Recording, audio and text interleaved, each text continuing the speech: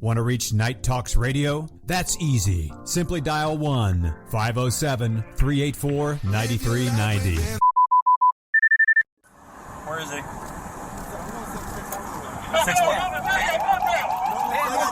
I know.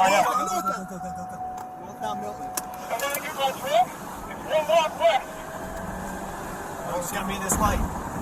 Make us right.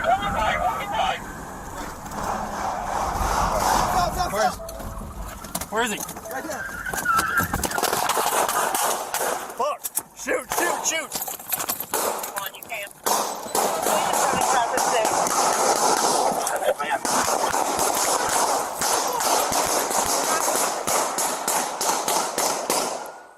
Get SWAT to that location. Unit 41, I'm en route. Stop! Crossfire, now!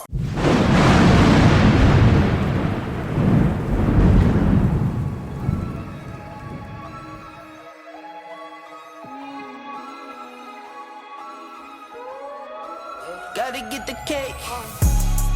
Okay, this ain't what you used to. Always with the new. This ain't what you used to. I do me, do you. I do me, do you. This ain't what you used to. This ain't what you used to. This ain't what you used to. This ain't what you used to. This ain't what you used to. This ain't what you used to. This ain't what you. No, this ain't what you used to. Switching from the bikes to a new coupe. You know I keep some new shoes. Keep it simple, not like you. All night, get right. Know you know the price. Know you know the name, no names. I need all my money now. Not playing, man. This ain't what you used to. I might fly to LA. This cold weather ain't for me. Hit the bank, round your way. What you used to? And I'm grinding to the top. I can't let it slip away, so I gotta get the pay. Okay, this ain't what you used to.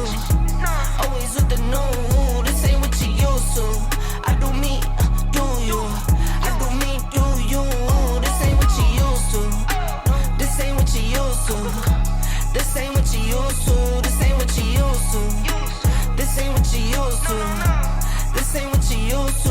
This ain't what you. Calls keep coming in. For the win, get it in. This ain't what you used to. So you get on my nerves. Try hit my line, get curved. This ain't what you used to. Round, swerve. Everybody here knows the word. This ain't what you used to. Know you know the drill. Over there, now I see the rail. This ain't what you used to. I get it in for my kids. Stack those chips and I get that check. Now what you used to. You see how I live, work my biz. I'm too far from the rest, not what you used to. Okay, this ain't what you used to. Always with the new. This ain't what you used to. I do me, do you. I do me, do you. This ain't what you used to. This ain't what you used to. This ain't what you used to. This ain't what you used to. This ain't what you used to. This ain't what you used to. This ain't what you.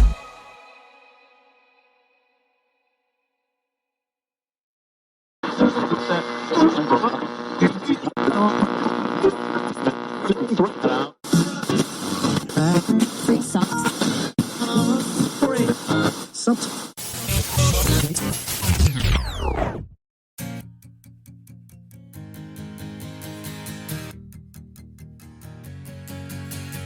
Work hard, get dough. I can't get no sleep, please make my life more simple. Miles inside these shoes so I don't stomp, I tiptoe. Fell 1,000 times and still I roll no limp though. But I wouldn't trade a thing for what I have. I go hard, do what I need to make it last. They say the good die young, I hope I'm back. Cheers to my past, I'm doing great now. Just in case they ask, in the booth and I lay it down. I might take a nap, and they thought I was playing around. Now it's up like my tax. Living fast, over limit on the freeway, hope no cops pass. Had to dip off for a minute, yeah that's my bad. But I can't stay for too long, I gotta go.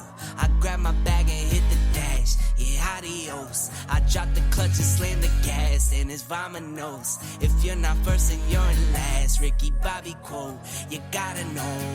Work Streaming to you live from Spreaker.com and somewhere deep in the great upper Midwest. If you're ready for a ride, you can call NTR anytime by dialing the nationwide caller line at 1-507-384-9390. First-time callers can reach Night Talks Radio at 1-507-307-4424. Text Daniel and NTR exclusively at 1-218-689-7126. Now, from somewhere in the great upper Midwest, here's your hosts, Daniel Brewer and Jennifer Gregerson. Work hard, get tough. I can't get no sleep, please make my life more simple. Miles inside these shoes, so I don't stomp, I tiptoe. Fell 1,000 times and still I roll no limp though. But I wouldn't trade a thing for what I had. Hello, everybody. This is NTRN. Wednesday night, episode 1, season 5, the second annual Summer Night Series. And I hope to high heaven that you're still with us because we had a mic issue and it seemed as if things were not going to go right. And I think it's still happening. Try to talk there, Jennifer. Yes. And look at that. I was correct. Wouldn't you just know that episode 1 of the new season, something would go wrong. And you are still not there. Try to say something else. Yeah. Okay. Folks, welcome to radio. This hasn't happened for a while. We've been pretty good. I thought I whooped my computer's ass several times. Enough times for it to get the point not to mess up again, audio-wise. But apparently that didn't sink in. So stand by, folks. I do apologize. I'm trying to figure this out. Whole bunch of plugs and things that you have to look through.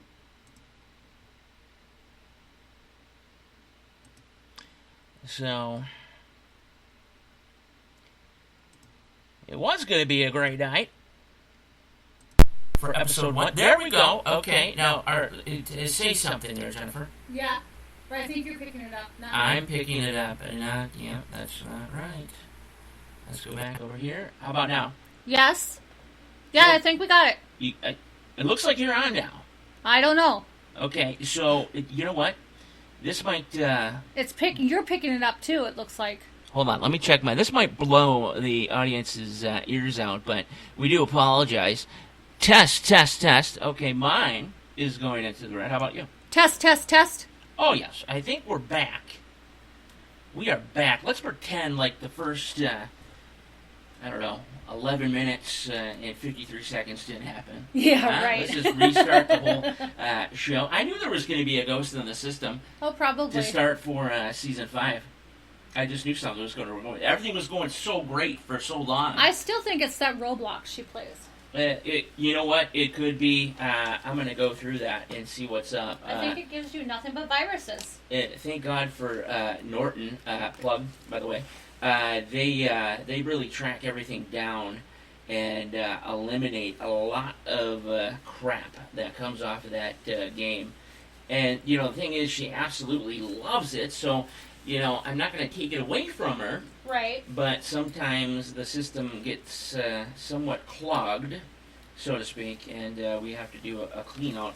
But I don't think that was the issue. Something happened with the power.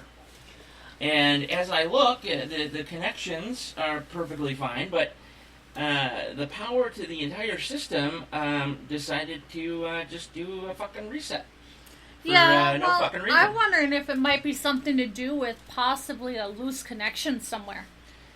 I mean, it could very well be. Because it happened when you turned the computer. Well, what happened is I set my cellular device right here. Yeah. And something got hit right here. Yeah. Okay, I'm not going to demonstrate it again. No. But something happened right here that shut the entire system down, rebooted that, and we had to power back up.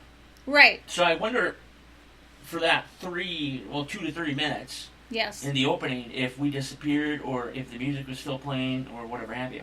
Well, the other thing is, the weird thing about me is that my phone has constantly been on The network. no network. I mean, it's like A lot of strange things.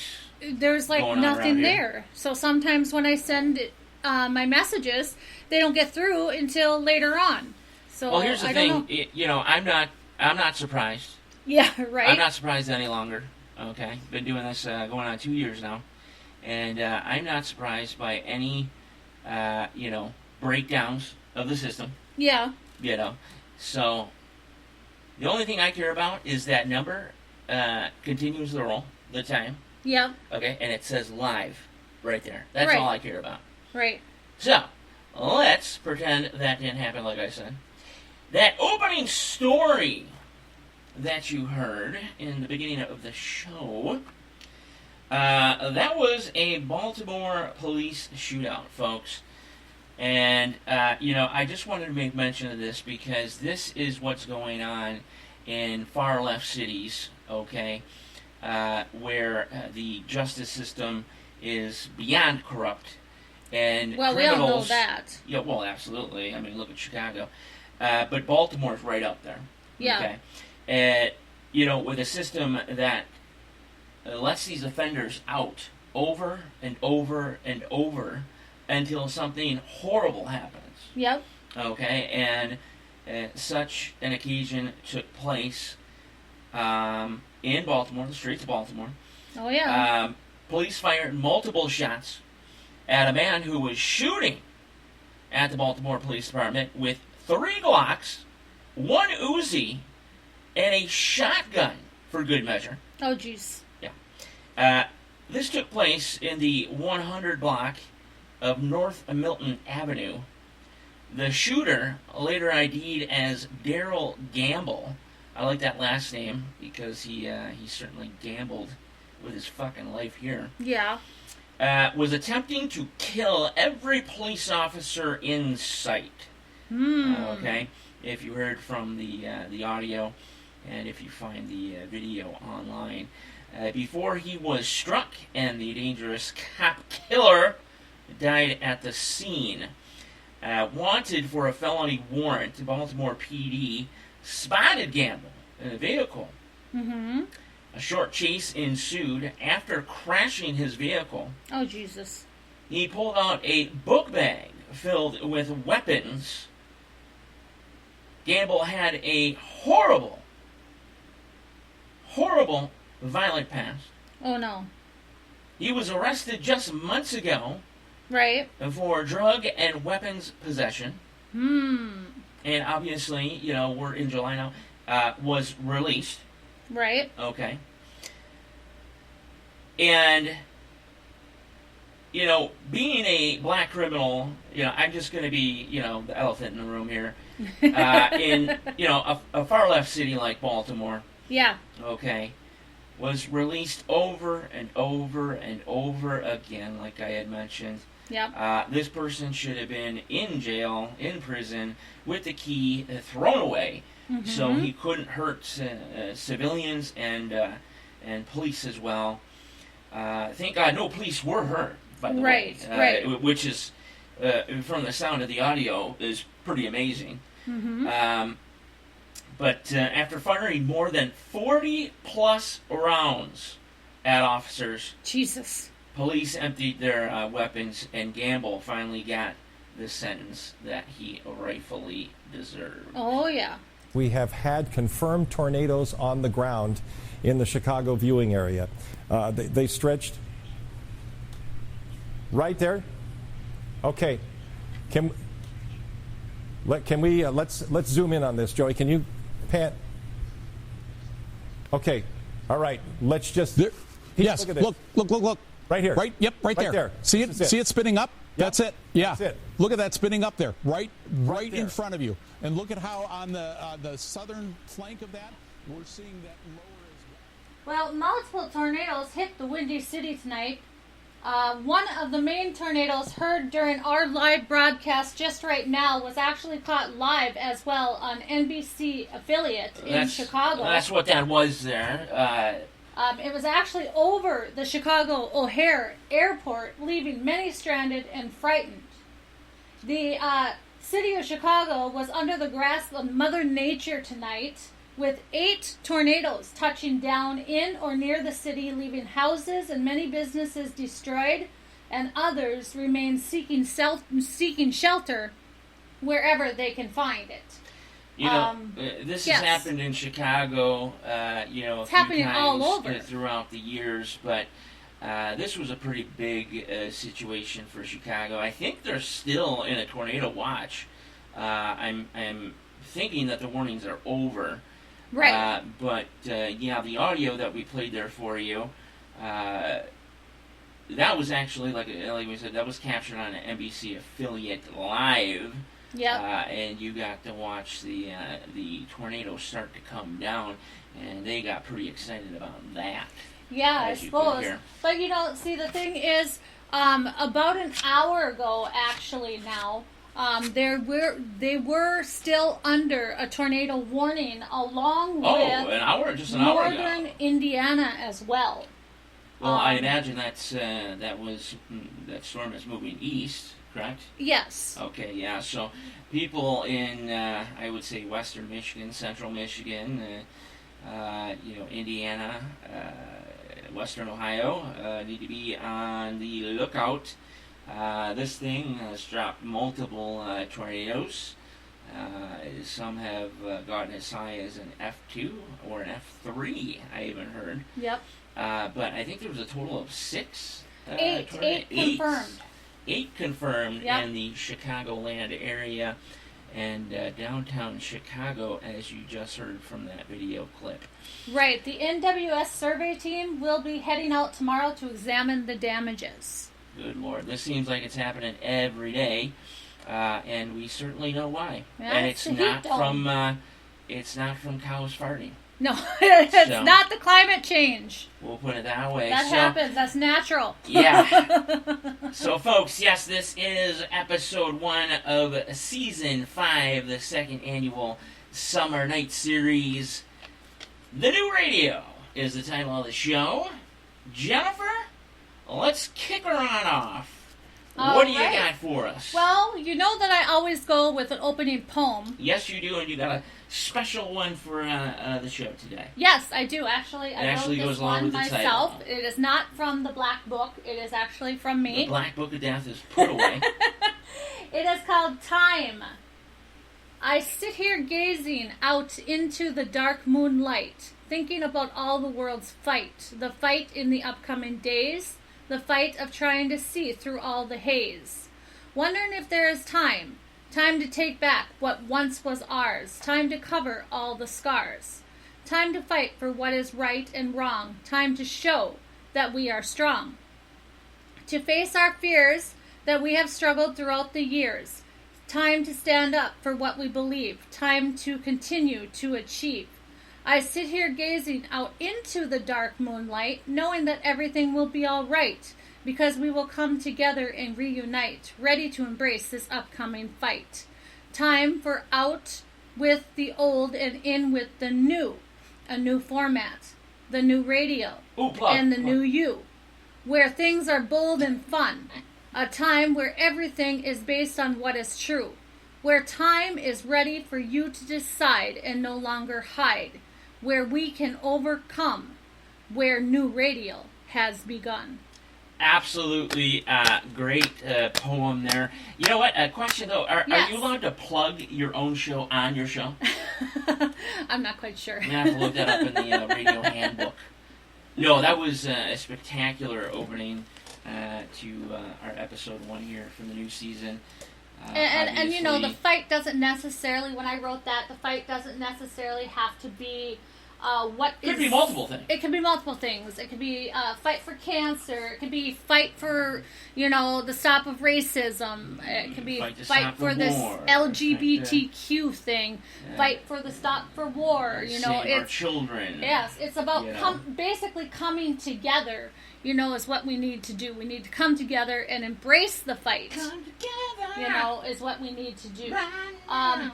With the new radio, which we are actually going to be kind of maybe pertaining to a lot in our shows. Well, we're calling this the new radio. The title of the show for multiple reasons, like I said, but there's going to be, how can I put it, a birth of like a new era of radio. Right, and see, and the thing is with us is we're not out there to tell you that, you have to believe in what we say. We're out there to tell you, the truth that we know and that we have heard, to the best of our knowledge, and it's up to you to basically decide, Yeah, so we had brought this that's up where the a couple poem shows came ago. in at the end. Right. Is that it's up to you to decide. You no longer have to hide. You can decide. You can make your own decisions. You don't have to be afraid of what's going on with the government. You don't have to be afraid what's going on in the world or anything like that. You can decide for yourself. Right, absolutely. And like I said, we talked about this a few shows ago. You don't have to be afraid of anything. Nope. You can speak your mind here. We won't judge you. Nope. This is an all-topic show, along with a few other things, obviously. But the new radio title is more looking at the transition of terrestrial radio, nationwide radio, to worldwide. Right. Uninterrupted radio. Yep. I mentioned to one of our colleagues that this is the second coming of Sirius XM. Yeah. Okay, and you're going to want to be aboard, so to speak, Right. one of these newfangled internet radio stations. Right. Okay. Exactly. Because what are you going to do? Okay, first you got your terrestrial radio. Okay, Yeah. say here in Thief River Falls, for example.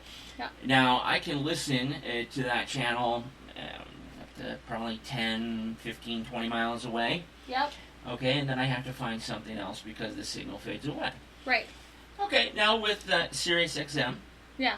for example, now I can go, if I have Wi-Fi, I can go cross-country and I can listen to a select station, a high definition, top quality, uninterrupted. Yep.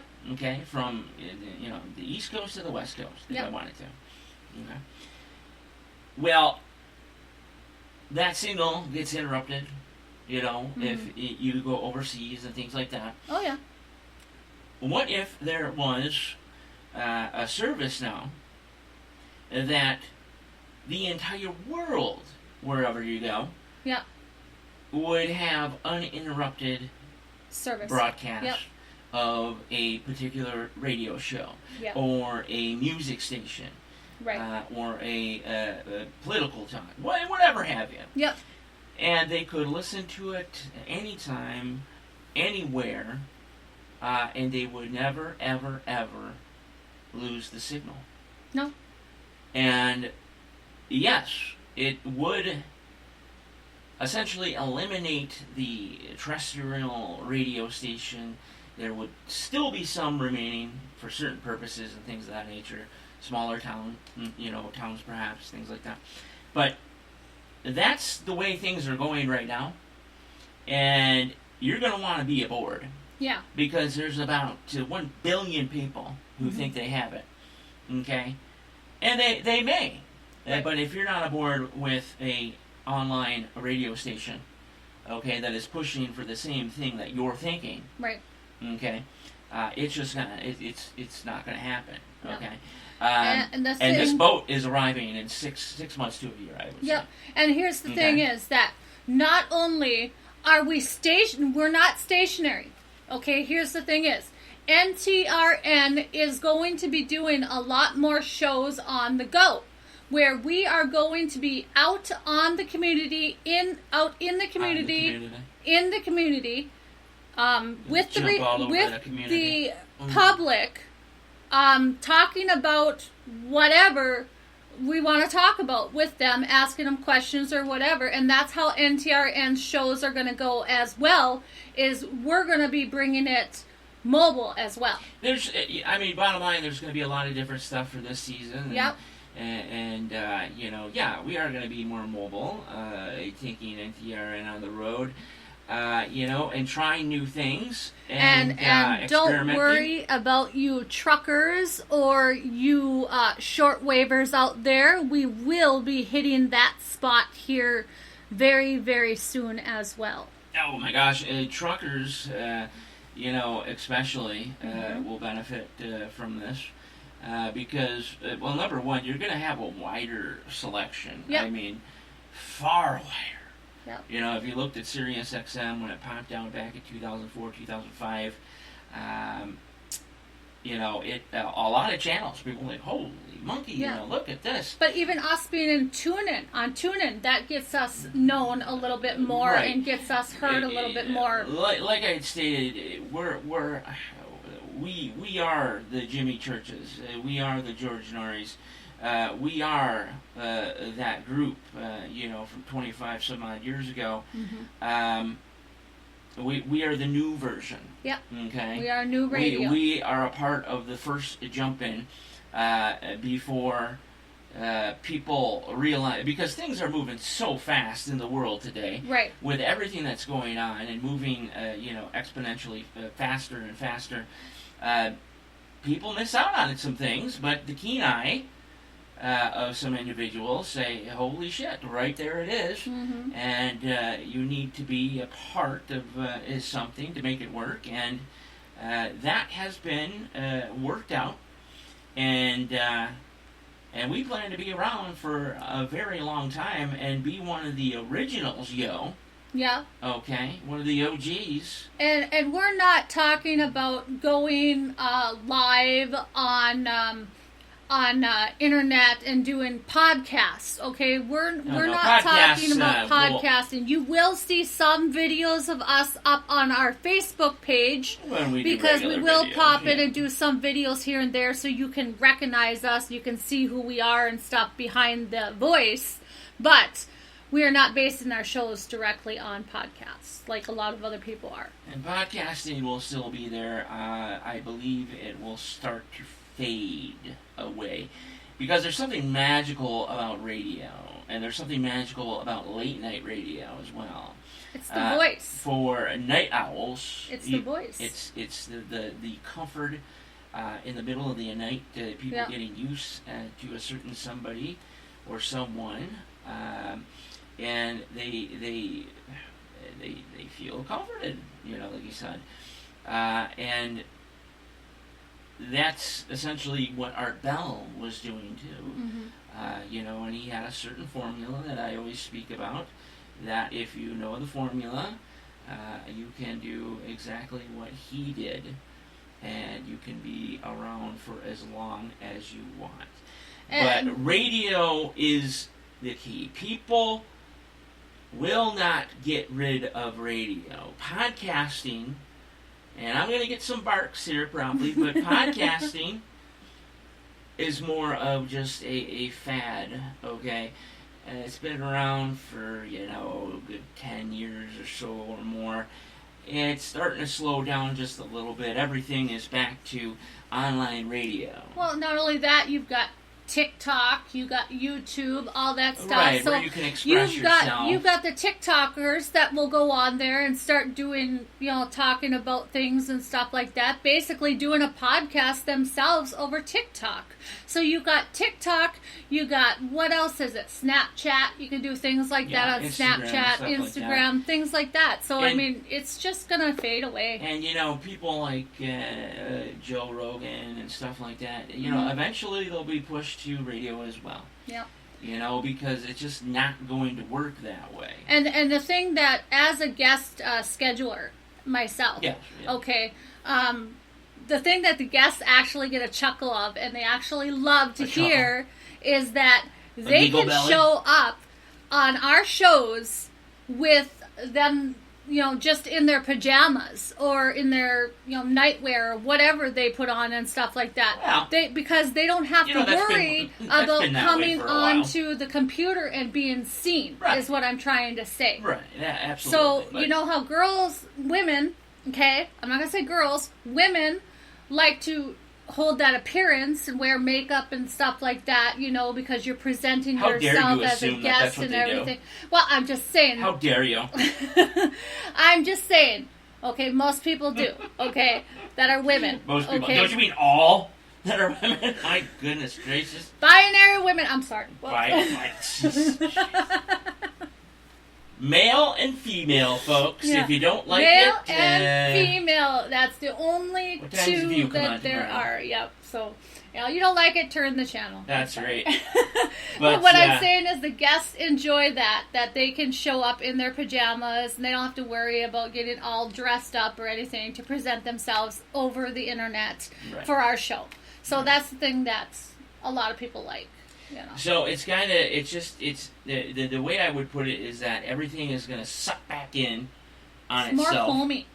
It feels more homey to do it this way. Well, it does. Yeah, absolutely. Everything is going to suck back on itself. Mm-hmm. And so you have the explosion of podcasting, which had video. We just spoke about Joe Rogan, things like that. And now it's going to start closing again and aiming right towards the radio again, okay? Yep. Because of this new radio format that's going to take place. Right. Where you're going to be heard worldwide, this and that. And I'm sure there's still going to be podcasts, but the radio will be the thing again. There will always be radio.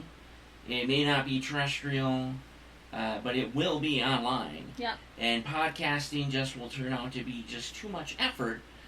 If you want to be big in podcasting, get yourself a television show. Things of that nature. Yeah. Whatever have you.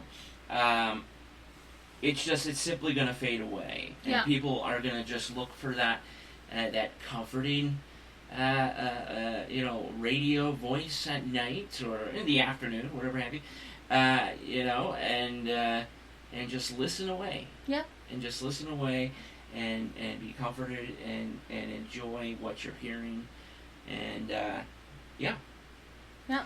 So NTRN is here. They are here with, we are here with new radio. We are no longer NTRN Daily or NTRN Live. We do not separate ourselves. Hold your guns there, because you're getting a little giddy today. Okay, and so NTRN is just NTRN now. Yep. Okay, no daily, no live. It's just NTRN. Not much has changed, except there's just no daily or live with it. Okay, so we're absolutely the same show. And I know we've been talking a lot about new radio. That is simply the title of the show, folks. But new radio means what I have just explained and what Jennifer was talking about a little. Exactly. Okay, but the title New Radio is, this is the new radio. This is a new way. Yep. We're here to stay. Bingo, bango. Okay? Yep. So let's not focus on things that we don't have to focus on right now. But... I got really thrown off with the whole beginning of the show. That really pissed me off. Yeah. Well, I think it was still playing. Is there a congressman I could write about my fucking computer? I think it was still playing, actually, to tell you the truth. I don't know if it was. Like, I don't know. I want to find out, or somebody could write in or something like that. Or even call Escape. But I'm sure that's down. Who knows? We should probably continue with the show, though. Yeah, 37 minutes in. I know you have your astronomical... I haven't gotten anything from Kimmy. Have you gotten anything from Kimmy? Can you message her and let her know that we are live? I'm thinking that she is snoring peacefully in her bed at this time. Well, it does say that she is on, but like I said, my thing is not I fall working asleep correctly. with Facebook on, and it shows that I'm on. A lot of people don't get that. Just because it shows that you're live on Facebook, you could be completely passed out and just on Facebook. Yeah, true. You know, like this was a big thing back in the day, boyfriends and girlfriends, well, I saw that you were fucking online there. Oh. You know, and it's like, no, I actually fucking wasn't, dude. I was fucking passed out and my Facebook was on. No, I fucking saw you. Who are you talking to, goddammit? And it's like, Jesus Christ. So, yeah, we're still dealing with that. No, you can be on Facebook but passed out or not even in the room. You just left your Facebook on. Right, but right. You'll still be persecuted for it. Yeah, right. All right. So, well, yes. Let's continue the show and let's. I feel like this is more of like an infomercial show, episode 1. And we get to the real stuff tomorrow and Friday. Let's talk about astronomical insights, huh? You know, let's do that. Let's talk about tomorrow's horoscopes for July 13th. Do it. All right, Aries. Yeah. Today, a friend of yours may seem in a gloomy mood and unwilling to talk about it. Just don't force the issue. This probably has nothing to do with you. It's just got to do with the friend's circumstances. Yes. But it's best if you continue to pursue your goals as planned, because it could advance your interests and it may even inspire your friend as well. Go for the gold. Okay. Taurus, professional interests might temporarily interfere with your social life, which might cause a little friction between you and a close friend or even a romantic partner. Your friend is more apt to want to broad than discuss it with you. And don't worry, this person will come out of the funk and be more understanding later on. Explain the situation the best you can and then continue on with your work. And we got Gemini. Responsibilities to work, family, or both could temporarily delay plans for a much-needed vacation. Uh-oh. So if you are actually looking to go for a vacation, you might want to make sure that your family life, work life, and friends life is all put together first. Who has all 3 of those put together at once right now? Well, you just want to make sure that there's no problems. Don't let it get you down. Take care of your responsibilities as quickly as you can and then move ahead with your plans. All signs are that this trip is important to you and you should go ahead as scheduled. Okay. And we have Cancer. Your financial situation could continue to expand. Believe in yourself. Don't worry if you hear rumors that make the future seem rather grim. Bitcoin, by the way. This is probably misinformation coming from unreliable sources. Continue to work towards your goals, and you will probably discover that all is far better than the gossipers claim. Bitcoin, 120,000 by next year, I see. Yeah. Leo, today it may seem like home and family responsibilities are interfering with your social life. Jeez. Don't worry. All signs are that something unexpected will occur at last minute and make it possible for you to proceed with your plans. So your family life is bothering your social life. Is that how it is in 2023 now? I guess. Family responsibilities could fucking family interfere. fucking around me. I can't go out and get drunk with my fucking friends. Listen to the White House and Try shit. to take care of your duties as efficiently as possible. And enjoy the evening. Virgo, you will wake up feeling strong and energetic today, but as the day wanes down or continues on, stress could cause you to feel tired and worn out, so be careful. You could become short-tempered around others. This won't happen if you avoid the temptations to go like a house fire first thing in the morning. So go quick, what? Basically. This won't happen if you are, if you... You're going to have a house fire? If you avoid the temptation to go quick in the morning. It won't happen. You won't get worn down if you just go at a pace. You know what I mean? So slow it down. Pace yourself, basically. Slow it the fuck down. Yeah. Is what you're saying. Okay. Yeah. Pace yourself and your relations with others should remain excellent throughout the entire day. Okay, very good. And we got Libra. A temporary lack of funds might interfere with your creative projects or inability to have fun. Temporary lack of funds. You might encounter an apparent coolness from a close friend or romantic partner that you might not understand. But don't make too much of it, okay? This probably relates more to the person's mood than anything else. And your friend should be back to normal in a few days. Okay. Scorpio, Kimmy and Karen. If you spend the day at home, the walls may seem to close in around you. Gotta get out. Squabbles over nothing could erupt between you and other household members. No. And a lack of energy could plague you. Take a walk, ride a bike, even take a cardio class or yoga. And this should work off any of your frustrations while creating more physical energy. I'm going to talk to Kimmy later on. Sagittarius. Today you might be waiting for a letter or a call from a close friend or a love partner. Well, its delay could cause a powerful feeling of gloom, but don't let it spoil your day. Hold on. The communication will come, and if not today, within a few days it'll be here.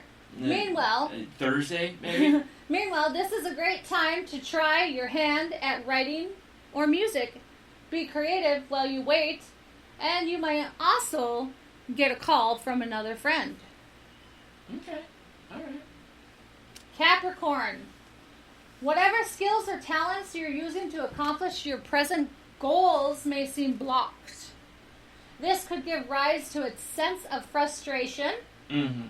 Don't fall into this trap, though. If you can't get motivated, focus on something that helps you get motivated. This could get your mind going again while allowing your other skills to pick up steam. Okay. Aquarius. You might feel creative, artistic, and full of ideas for new projects today. However, other responsibilities could keep you from starting them. Okay? At the same time, your mind could be focused on them other than your work. Write down your ideas before they escape, then concentrate on the tasks at hand and finish those ideas or pursue them later on tonight. You know, you've gotten so much better as a co-host. Yeah? Yeah, I was thinking about hiring you. Well, all right. Pisces, well, thank you for the compliments. Yeah, no problem. Pisces. We got an opening. All right. Pisces, spiritual matters could be very much on your mind. You may want to delve into metaphysical studies and meditation today. Yikes. Okay. Metaphysical. Yeah. Work or family responsibilities could interfere with making those desires a reality. Goddamn family. Yeah, but don't let it get you down. Instead, stay focused and move on to the really fascinating things that matter. Okay. Yeah, which apparently are not family. Right. That damn family. Family fucking shit up again. All right, so here comes your astronomical news. News. Astronomical news, yay. The northern lights will dazzle the skies for days this week as far down as Oklahoma. Touching the tip. Several states may be in for a treat this week as the northern lights dance across the skies. Oh, it's going to be according to the stunning. Yeah, according to the Space Weather Prediction Center, besides Alaska, Minnesota, and possible parts of North Dakota that have already and will continue to see the spectacular light show. Oh, yes, they've been out for us for about 2 or 3 days. Right. But they're just, in the next day or two, they're going to get absolutely intense like nothing we've seen before. Right. So throughout the week, Canada, northern Washington State, Idaho, Montana, Wisconsin, and even the very near tip of Michigan may get a chance to see the auroras as well. But it may surprise us and even go further this time, possibly even reaching down by Oklahoma. So, all you stargazers... It's going to be huge. It's massive. It's actually turning into an event. Yeah. Not just like, hey, the Northern Lights are out again for us. It's like we see them all the time. Well, people travel all over just to see them. Even for us, this is going to be big because we've never witnessed them so bright, clear, and illuminated the sky. A full moon and a half, brightness-wise. Yeah. So that alone. So all you stargazers, get out your telescopes, binoculars, or just the simple eye, okay? Oh, yeah. Watch the skies. Eyeball that thing. Because you never know when this amazing fireworks of astronomical colors will dazzle the sky.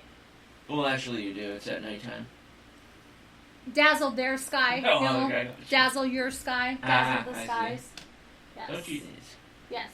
Don't you dare dazzle my sky. All right, so we might be on the verge of a once-in-a-lifetime event, actually not even that much, as a certain star is getting ready to go supernova. Ooh, we've been talking about this for a while, but But past couple here's of days. the thing. According to a new unpublished study that's making waves on the internet, claiming that Betelgeuse may go supernova sooner than we think, the problem is that most astronomers don't think that Betelgeuse is ready to go big bang yet. And here's why. Listen. Although Betelgeuse is undoubtedly a red giant star, okay, and has burned through its primary fuel, hydrogen, and is now fusing helium into its core, the point at which the stars run out of hydrogen in its lifetime is unmissable, okay? But the helium forces the star to expand dozens of times beyond its normal size. In the process, they call this, in the process, they also become cooler and redder, okay? But the astronomers know that Betelgeuse is huge, okay? Without a question. We all know that. However, exact width is hard to measure because it is lumpy, full of boiling gas bubbles, and shredded in dust clouds, okay? Here's the deal. So determining it is hard to actually... With Betelgeuse, yes, it is slightly difficult to figure exactly what's going on. Yeah. You're right about the gases, okay? It distorts the eyes. Telescope, but it doesn't matter. You still get some sort of distortion. But the reason why there's so much buzz the past couple of days is that it is not simply doing its normal motions. No, okay, it's in not. terms of getting close to a supernova where it dims out, dims back in, dims out. Right. It is very erratic now, Yeah. where it is dimming to the point it's almost gone, coming back bright, dimming again, coming back bright. It's not a very, I guess you could say, even pattern anymore. Nope. And this has caught the ears of some key people out there, thinking that this could be the couple of moments in terms of the universe where we're going to experience seeing a supernova, that it is almost ready to go. Right, and that's a good thing that you said that, because a new controversial study by a team of astronomers led by Hideyoki Sono, the Japanese astronomer that is actually researching it and studying it, suggests that Betelgeuse is actually larger than most people believe. Miko Koku says the same thing. But whether a red giant is burning helium or carbon makes the big difference in the terms of how much life it has left. Right. The helium burning stage lasts tens of thousands of years, whereas a carbon burning process might come within a few thousand years. He states, although we cannot determine exactly how much carbon remains right now, our evolution models suggest that the carbon exhaustion could or would occur in less than 300 years. After the carbon exhaustion, fusions of further heavier elements would occur in probably a few tens of years, and then a supernova explosion would occur. Right. So that's what he's saying there. So they're not for sure, because in order for them to actually be able to determine if it's going to go supernova or not, is because of this process, whether it is carbon exhaustion, coming out or going in or whatever, or another thing is the size of Betelgeuse. Now, if Betelgeuse is actually bigger than a lot of us have believed it to be, then it's going to be hard to even tell. So what he's basically saying is that based on his theories, that it's still got some life left. Right, and this theory, there's plenty of people that have the same theory. Right. The fact of the matter is, though, because of its erratic activity now, going in and out, yes, that there is a possibility that it is getting ready to go. Hence, we're seeing more and more news on this. Right. People getting excited about it. But the bottom line is, nobody knows when this thing is truly going to go. No. But the situation is still the same. It could literally go tomorrow. Yep. Or it could go, 1,000 years from now or more. Right, but see, here's the thing. The thing is, if we do go by that area of aspect with the type of fusion that's going on, okay, then that will determine when it's going to go. But if they're going by how radical it is with it going in and out and stuff like that, it makes it totally unpredictable, like the Big Bang Theory was. Well, of course it's unpredictable. And it can go at any time. So it's completely unpredictable. You're absolutely right about that. But again, the fact of the matter is, we really don't know what's happening. It's just not possible. But to theories, you can't rule it out neither. Now, it does. It brings up the fact that this thing is most likely close to going. Yep. Okay, and that there could be could be a chance we see it in our lifetime. It could be a chance that we don't see it. Very, very small chance that we would witness. Something generations upon generations upon generations upon generations we'll never see. Okay, yeah. And on top of that, it is in the right position. Yep. To where our fucking atmosphere is going to be blown right the fuck off our planet. Okay, we're going to be able to watch this thing. It's going to be that summer is just going to be spectacular. It's going to be out there for, I think, 3 months or more? Yeah, it's going to be during the nighttime. Major cosmic event. Yes, and during the day, you'll actually see it as almost a second sun, like Tatooine in fucking Star Wars. Yeah, right. So, right. Like I said, could be happening could be this anywhere, year. But could all be, I'm saying... 1,000 to 5,000 years. All I'm saying is this video that's going out there, don't let it scare you, because according to astronomers, they're not concerned right now. And the thing is, they've already stated the facts. We already know what's going to happen, so there really isn't any concern. You don't have to be worried about it. No. These guys actually do know some things. Yeah. This is what they get paid for. So there is nothing to worry about. It is in a position that it's not going to. It would be cool if we saw it in our lifetime. It would be really cool if we saw it in our lifetime. Yeah. Absolutely, to watch a supernova actually take place. But of course, But then we've never seen one in our lifetime neither, so we don't know exactly what kind of damage it will give to us neither. Supernova have happened in the past. It's been written in text and things of that nature. And now, see, I don't want to scare nobody with this, but it's been written about.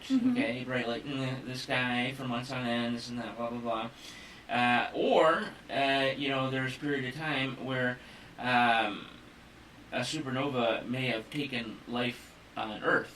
Yeah. Okay. Yeah. Or a gamma ray burst, Yeah. or things like that. So, this is not one of those situations, though. No, This it's is- far this enough is going away. to be a but celestial event to which no one has ever. but what seen, kind of that shift is could alive it now. do for our astronomical space, Alignment? our Things like that? alignment, our Well, what kind of shift it's will not- it do if it happens? That's the thing. It's not going to do much, just because of the simple fact that nothing is going to stop the collision between the Milky Way and Andromeda. Right. So, in terms of messing anything up, solar system wise, things like that, believe it or not, it's too small, and the galaxy dance has already begun. Yeah. Okay. Yeah. As they begin to slowly go around each other. Obviously, this will be a process that takes millions and millions and millions of years, but sooner or later, I think will be known as Milk Andromeda.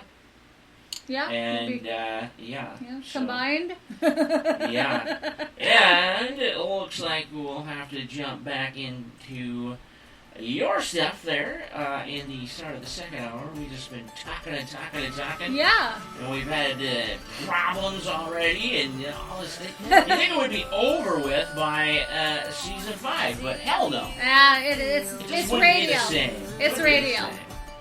All right, so yes, coming up in hour 2, we got lots more with Jennifer, and we've got plenty of news for you. This is NTRN Season 5. We'll be right back.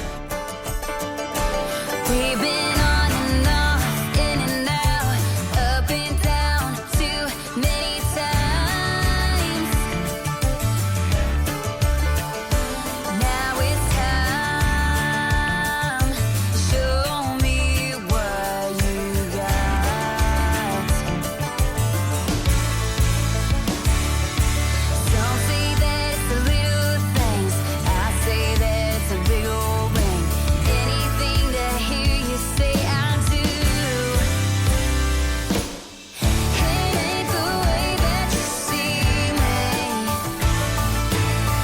It ain't the way that you kiss. It ain't the way that you please me. It's just the way that it is.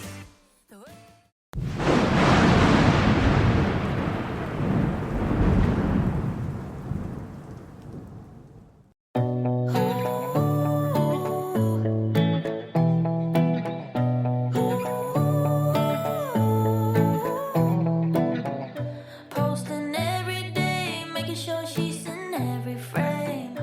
Who you're trying to impress? Telling everyone, including my friends, that she's the one.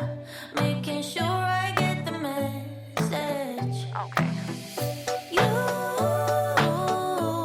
always find a good excuse to show her off.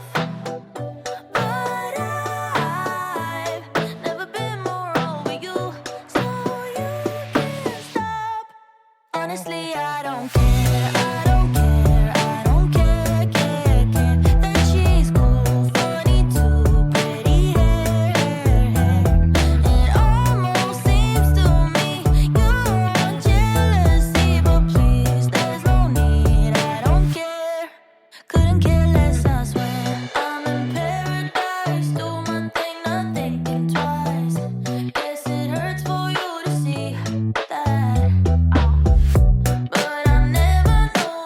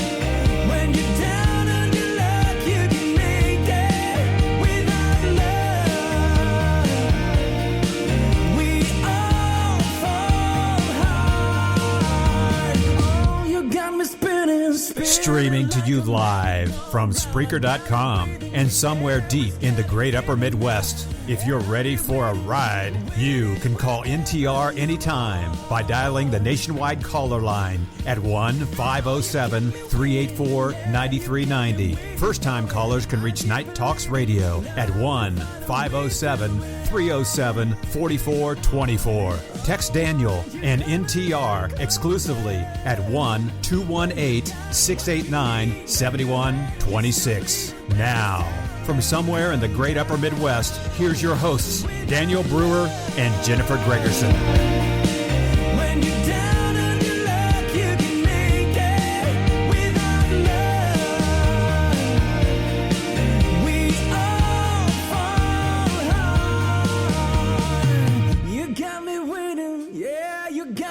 Welcome back, NTRN Season 5, Episode 1. The New Radio is the name of the episode. And I've got co-host Jennifer Gregerson here with me. Let's continue with astronomical insights since we were doing the infomercial thing for the first 45 minutes of the show. Yeah, right. All right. So here comes the things associated with your zodiac. This actually is going to be done every month, and it's called the Zodiac Mantras for July. Zodiac Mantras for July. So next time it would be the mantras for August. Yep. So every month, okay. Yep. So Aries. Yes. This is your mantra that you keep saying throughout the day. That's supposed to help you. So basically, I talk to myself? Kinda, but Okay. secretly, quietly, whatever. Right. I am open to the positive changes that unfold as I dedicate myself to passion and joy. Okay. Taurus. Yours is everything falls into place as I prioritize my health and well-being on all levels. Gemini. I remain adaptable in the face of change and focused on my desired outcome. Cancer. When I am ready to take risks, unexpected and beautiful opportunities arrive in my life. Leo. I am in my highest embodiment when I carry the sun in my heart. Virgo. I am empowered to overcome my inhibition and seize new opportunities. Mm-hmm. Libra. I am willing to reflect and revise to move forward in the most rewarding way possible. Excuse me, Kimmy and Karen. The more I define and specify my desires, the faster they manifest. Good show, by the way. Plug. Oh, plug. Wow, I was totally missing that there. I'm sorry. Sagittarius. When I follow my inspiration, I am connected. Excuse me. I am connected to the people and things that benefit my transformation. Capricorn. To make my mark on the world, I must be willing to push past my boundaries. Aquarius. I am willing to let myself be seen and shine in the spotlight. There you go. And Pisces. Excuse me. I am curious about finding a balance between structure and flow in my life. Okay. It's this new BioSteel. The BioSteel? Yeah, plug. it's giving me the burps. I absolutely enjoy it. Yeah, well, it's good. Don't get me I think wrong, it's but for wonderful. some reason it's giving me burps. I don't understand. It's got everything that we needed. Just looking over some things here. Mm-hmm. Is every place named Brooklyn Park just a piece of shit? Probably. And speaking of Baltimore, like we were talking about earlier, so this place in Baltimore called Brooklyn Park, they have a few supermarkets and things like that closing down because theft and stealing and crime and all that bullshit. Oh yes. But I thought it was particularly interesting because It was in Brooklyn Park. And Brooklyn Park here in Minnesota, if you guys don't know, is equally a piece of shit now. And actually, before the far left went absolutely fucking insane, Brooklyn Park was still a fucking piece of shit. And there was tons of fucking Somalis there who wouldn't think twice about shooting you in the face for a nickel. Well, I know when my mother said when she was younger, thanks to Obama, by the way, and she grew up, or when she was younger, and she lived in Brooklyn Park for a little while. She said that was pretty bad there at that time too. So, well, like I told people before, you know, when I was in class with CP Rail back in 2014, they had to relocate us 35 miles away because while we were in class, there was like a double murder, fucking suicide at the hotel. There were gunshots, fucking everything. Like, oh, thank you, CP, for the nice establishment. Yeah, they moved our ass quick as fuck. Huh. Weird. So yes, Brooklyn Park, amazing in all places. Right. Go ahead. All right. Well, we're gonna go ahead and we're gonna go with my new segment. Excuse me. I got the burps again. Excuse me. Sorry. Okay. So, my new segment is going to be called the Egyptian symbols and their meanings. Okay. There are, so far that we know, 26 of them. I'm not going to actually go through all of them today. I'm going to go through one of them in detail. And each time that we have a show, I'm going to go between the historical sites that we have uncovered and discovered, or the Egyptian symbols, along with the Greek mythology parts as well. So I've got 3 different parts that will be into my new segment. Today, I have chose the Egyptian symbol. Interesting. So the ferocious. Ferocious. I'm ferociously eating blueberry strudel right now. Is it good? Can I have a little bite? Delicious. Oh, I gotta have a little bite. Maybe it'll stop my burps. There you go. Sorry. That was pretty good. Folks, it was a long day today. And this blueberry strudel, makes your mouth melt.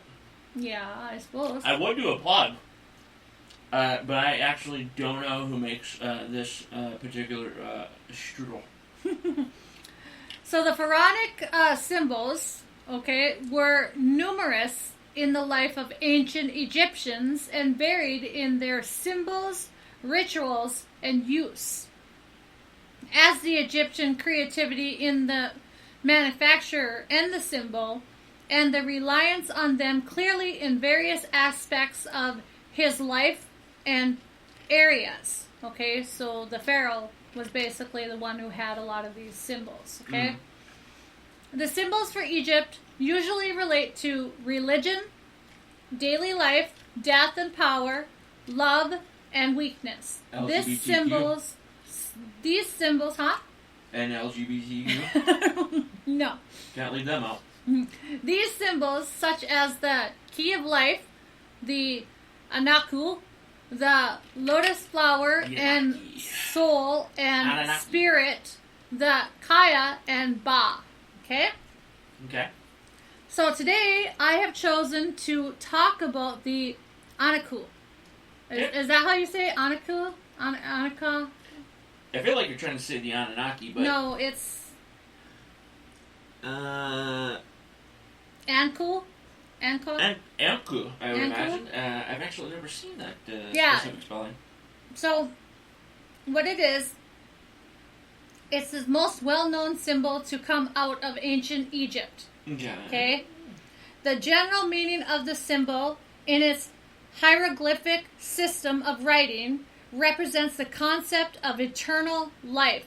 Now, if you guys have not seen this, what it is it's a cross with basically a circle on top of the cross. Okay? So it's also known as the key of life. Okay. It appears mostly in Egyptian tomb paintings or other arts as well. Okay, it can also be given in the actual Egyptian tombs when they die. Okay? Yeah. So, is known as the key, also known as the key of the Nile. Okay, as the union between Osiris and Isis. Oh, ISIS, a terrorist group? Well, that's what it's spelt like, but it's ISIS. Okay, Danaku was associated with the cult of Isis from it was also depicted, as the cross with a handle. Just like I said, it has a long, almost like a long handle, but it's made into a cross. And yeah, does it have a little curve on top like this, and then it has a cross? It's a circle, and then it has a cross. Yes, I know exactly what you're talking about. Most people do as well. So, it was also placed on the lips of the dead kings, bearing in mind that according to the mentality of ancient Egypt, death did not mean the end. It actually meant transition to the afterlife and eternal life, okay? Yeah. It's also been interpreted, okay, as a symbol of balance between opposing forces. For example, between, sorry, but I have to say this, masculinity and femininity. Femininity. Okay? Yeah, there you go. Yeah. Male and female. You just pissed off so many people. It can also represent joy, energy, and fertility. I don't care. I don't give a shit. It's also been interpreted as a symbol of balance, like I said. Okay. Well, they'll probably cancel that anyway. Cancel culture, just cancel the fucking Egyptians and everything fucking else. Not only is it a symbol of present life, but it is also a symbol of future life and immortality. The T, okay, in theory, they say, is the lower part of the cross with male sexual attributes, while the upper part, the handle of the cross, and the uterus of the women's pubis, symbolizing the reconciliation of the opposites, unity between both sexes, and above all, reproduction and therefore the cycle of life. That's another way to look at it. Now, how can you have a cycle of life, by the way, when it's like two dudes? No. A cycle of life. No, I know. But what I'm saying, though, yeah, you know. You ever think about that? It's like, come on, you're going to kill the fucking human race, for God's sakes. Yeah, they think, probably adoption or who knows what the hell. It's still going to happen if this continues to happen. Yeah. It's like, you don't have a uterus. You can't have children. Anyway, sorry. Yeah, it's, you know what? Welcome to 2023. Go ahead. Right. So, it was originated basically around 3150 to 2613 BCE. Okay. Is when it appeared in Egypt. It was first discovered in the tomb of King Tut. Okay? Okay. By the late Earl of Carnarvon and Howard Carter in 1923. Mm-hmm. Okay? Now, I told you what the symbol kind of represents, okay? Now, they're saying, this is Egyptian-wise, okay? Now, this is what I said, what we represented was mainly what we kind of got out of it and what we heard from hieroglyphics and stuff like that, what the Egyptians kind of wrote. Right. This is what Egyptians kind of actually thought of it, okay? It is formed starting at the top by a circle symbolizing which has no beginning and no end. It represents the celestial world, the spirit of Ra, and the sun god for the ancient Egyptians. Okay? This circle also serves as the handle of the key from where it is carried by the gods who carry it. Okay? 10-4. It rests on the earth like the sun on the horizon when it sets or rises. That's how they kind of looked at it. They also looked at it as a magical bond that brings together all things in a knot in the center and makes it possible for them to remain united and go on to everlasting life. Okay. So, within the Egyptian culture, they mainly used it in all different kinds of amulets. So, a lot of times they used it for their daily lives too, not just when they died, but they wore it as well. Okay. So, that is what my new segment is all about. We're going to go on to cool. I like the history of the day. After that, we're going to go to the NTRN, intriguing facts of the day. Ooh, man, we got so many new little things. In 1679, yes, Britain's King Charles II ratifies the Habeas Corpus Act, allowing prisoners' right to be imprisoned to be examined by a court. All right? Yeah. In 1790, the French Revolution, the civil constitution of the clergy is adopted, putting the Catholic Church in France under the control of the state. In 1804, former United States Secretary of Treasury Alexander Hamilton dies after being shot in a pistol duel the previous day by Vice President Aaron Barr. Holy fuck, man. Yep. You know what? I did hear something about that. That was back in 1804. Wow, that totally slipped my mind. I forgot that actually happened. Mm-hmm. And nonetheless, it was the vice president. That would be like Biden and fucking Harris going at it. Right. And Harris killed Biden and then took over. Yeah. Yeah, sure. It's like, what that would actually be pretty good, though, you know? I mean, but in this case, you would like for them to just actually shoot each other. Yeah, and, right, exactly. There'd be no winner. Yeah. In 1863, New Zealand British forces invade Waikato, home of the Maori King movement. Right. Yeah, okay. right. Beginning a new phase of the New Zealand wars between the colonial government and the allied Maori tribes on one side and the Maori on the other. New Zealand had wars? Mm-hmm. Jeez. And I thought they had dwarves and fucking elves and shit. Oh, I'm and sure rings. they had those too, but they had wars, and hobbits and. Yeah, they had wars. They had wars. Just like Norway had wars, you know, they had wars, yep. In 1913, 150,000 Ulstermen gather and resolve to resist Irish home rule by force. Ulstermen must be what they call the Irish people back then. Okay? I'll check that out. So they gather and resolve to resist the Irish home rule by force of arms. Since the British Liberals have promised the Irish nationalists home rule, civil war appears imminent. Kind of like here. Yeah. In 1943, World War II, the Battle of Horvaka, whatever that's called, okay. Russia defeats German forces in one of the largest ever tank battles. Really? Mm-hmm. In 1957, the U.S. Surgeon General Leroy Burney connects smoking with lung cancer. Go figure. In 1976 was the first family field game. Okay. Show debuts on ABC, hosted by Richard Dawson. 1962, Rolling Stones' first performance was in Marquee Club in London. In 1979, the Disco Demolition Night at Kaminsky Park. Oh, yes. Fans go wild, destroying disco records and cause the White Sox to forfeit second game of a doubleheader to the Detroit Tigers. Tigers. Yeah.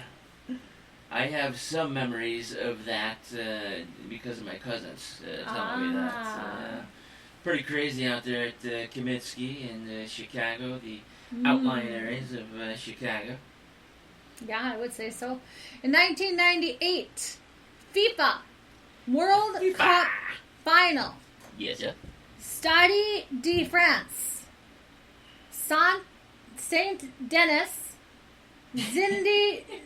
Zidane scores twice as France wins first World Cup, beating Brazil. Brazil. I've never heard of Brazil before. Beating Brazil? The Brazilian? Beating Brazil 3-0. It's that name that got me. I'm sorry. I know, there's a lot of names and words. Ugh. Numbers they get you. How about in 526, Saint Felix IV begins his reign as Catholic Pope. Okay. In 927, King Athelstan is the first southern English king to gain control of much of the north of Britain, when various local kings accept his overlordship at Cumbria, wherever that is. I like putting these old ones in too, because it's kind of interesting. No, yeah. Ha ha ha.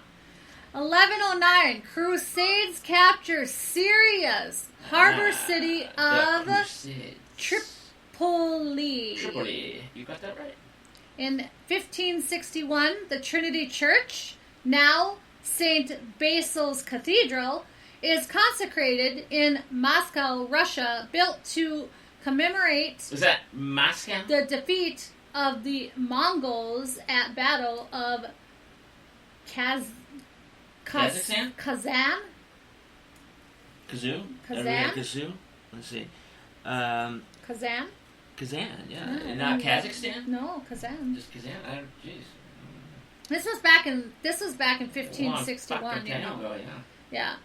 So in 1580, the Strong Bible, the first printed Bible in a Slavic language, is published. Yeah. Okay. Slavic. In 1700, Guilderland accepts the Gregorian calendar. Yesterday is June 30th, 1700. Okay. 1774. Citizens of Carlsville, Pennsylvania, pass a symbolic Declaration of Independence in 1774. Town? They pass a symbolic Declaration of Independence. So they basically, like, the rest of you fuck off, we're going to be independent from surrounding towns and states. I don't know. It was back in 1774. In 1776, Captain James Cook departs Plymouth, England, helming HMS Resolution, beginning his third and final trip to the Pacific. I really thought for 2 seconds you said Captain James Cook, and I was really excited about that one. Oh, I'm sorry. They are real. In 1785, the first manned flight by gas balloon is in the Netherlands. Yeah? Mm-hmm. How many died? I don't know. In 1790, the French Revolution, the civil constitution of clergy is adopted. Well, that was doubled. I don't know why I did that. Sorry. U.S. forces all the time why you do certain things. U.S. forces led by General Hull invade Canada, starting the War of 1812. Oh man, we were fucking around with Canada? Yeah. In 1817 was the first flower show held in Donnybrook County, Cork, Ireland. Danny fucking Brook. Mm-hmm. Danny B. In 1850, the Dutch Second Chamber accepts establishment of provincial states. Provincial? Yeah. Okay, yeah. In 1861, Wild Bill shoots and kills David McCandless. McCandless. Oh. Okay? It was possibly his first kill. He was later acquitted after being found that it was an act in self-defense. Mm. So I didn't know that he had self-defense on him. Oh, wow, Bill was still a crazy son of a bitch. Yeah, he is. In 1862, the federal troops occupy Helena, Arkansas. Yeah. In 1862, U.S. Congress authorizes the Medal of Honor. Okay. Also, in 1862, the Ontario Agricultural College is founded. Very good. In 1878, the fever epidemic in New Orleans begins, and it kills 4,500 people. That's nothing. In 1879, agricultural industrial tariffs are introduced in Germany. In 1882, the first ocean pier in U.S. is completed in Washington, D.C. What year was that? In 1882. The first fucking pier? Mm-hmm. Really? Yep. In the 1900s, in Basin, Wyoming, it was 114 degrees. State record in the 1900s. That's nothing nowadays. Right. In 1901, Germany, a group of 104 aristocrats present a declaration against dueling. Dueling with handguns and things and slapping dueling, but the traditional will still go on. In 1901, striking Canadian salmon fishermen on the Pacific coast, resentful of the non-union Japanese who continue to fish marron and imprison 47. I don't know. The fuck? So there was a strike, I guess, on the Canadian salmon fishermen. Something was happening with the fish. There was a strike. I think it's a new season. The stories are coming out a little fucked up for you. You gotta get into like episode 10 and 20 and then back to like perfect co-host. But right now you're teetering on the fired list.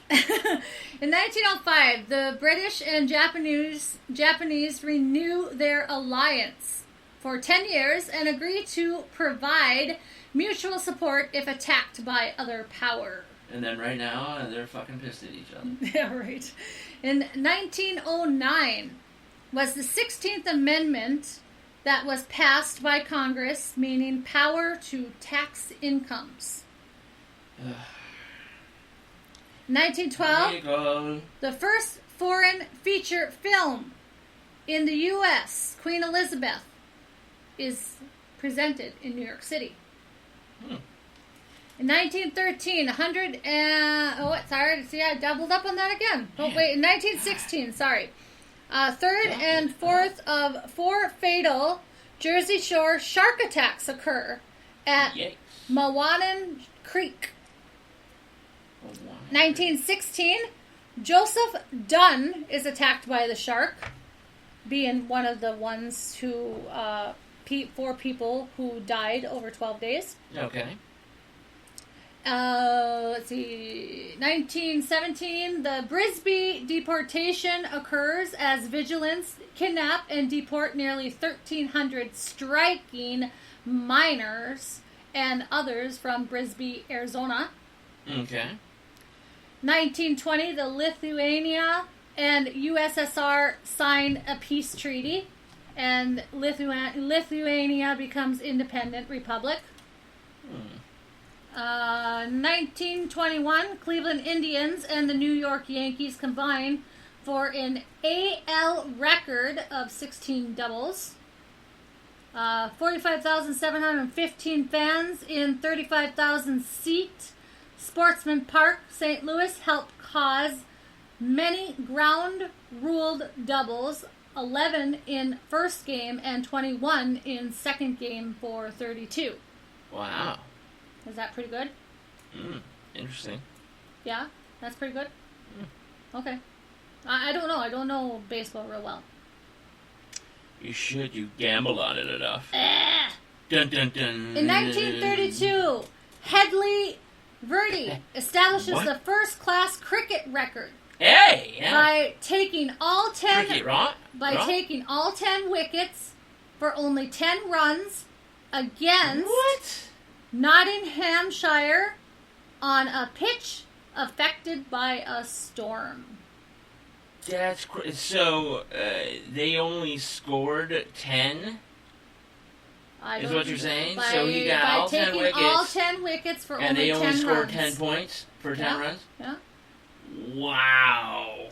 In 1933, Congress passes the first minimum wage law at 33 cents per hour. Hey, thanks, government. Right. Let's see here. In 1935, Belgium recognizes the Soviet Union. Who cares? File that and give a fuck. Right, exactly. In 1940, Frederick McKinley Jones receives a patent for an air conditioning unit for trucks, helping change long-haul carriage of food and blood.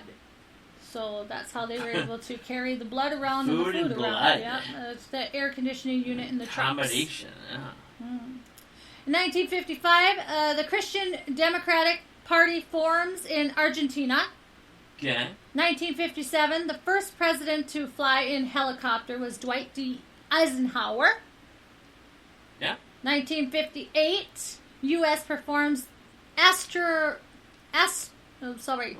we fucking go again. Just atmospheric. That ghost jumped out of the computer nuclear and test in your at brain. Bikini Island. Well, this is just the longest history of the day that I've done. Sorry. Yes, fucking so. Holy God. In 1973, fire destroys the entire 6th floor of the National Personal Records Center of the United States. Surprise, surprise. In 1974, John Ickman is convicted of violating Daniel Ellsberg's rights. Whatever that is. And 1933, talk radio host Don Lemon? Imus. Oh, Imus in the morning. Begins broadcasting to Boston on WEEI 590 AM. And that is it for the history of the day. Don Imus, he was like 126 and wore a cowboy hat and smoked Marlboro Reds. Oh, was he really? But he was up there amongst the pioneers of talk radio. All right, so we're going to go on with the NTRN Intriguing Facts of the Day. What are they? I've only got a few of them here. So, hot water will turn into ice faster than cold water. Did you know that? Yes, actually I do. I didn't know that. That's actually pretty cool. I'm sure there's a few folks out there that did not. So an observation conducted in which a liquid, typically water, that is initially hot can freeze faster than the other liquids, which is cold under similar conditions, I guess. We all know that strongest muscle in our body is the tongue. Did you know that Coca-Cola was originally green? No. It says, this is a total myth, as Coca-Cola has always been the same color right from the start since its invention in 1886. You should try reading Coca-Cola's story of the John S. Pemberton from Atlanta in 1886 for better clarifications of why it's green. So it was green at one point? At one point, yep. What in the fuck? What? Why the fuck would you drink that? Especially then, you know. If I was around back then and I saw something green, I'm not fucking drinking that. Did you know when the moon is directly overhead, you will weigh less? Yes, actually. Yes. You did know that. You're being pulled on. Ah, there you go. Hence you're stretched and you're not, your fat ass isn't being pushed to the ground. Did you know that camels have 3 eyelids? And one toe. Do you know why they have 3 eyelids? No, 3 eyelids. Yeah. They have 3 eyelids to protect themselves from blowing desert sand. Oh, gotcha. Okay. You mean 3 eyelids per eye? They have a 3rd clear eyelid that helps them in protecting from the blowing sand. Okay. They also have 2 rows of long lashes protecting those eyes. Oh yeah. They have. They would be. You would probably be like, oh my gosh, she looks so pretty.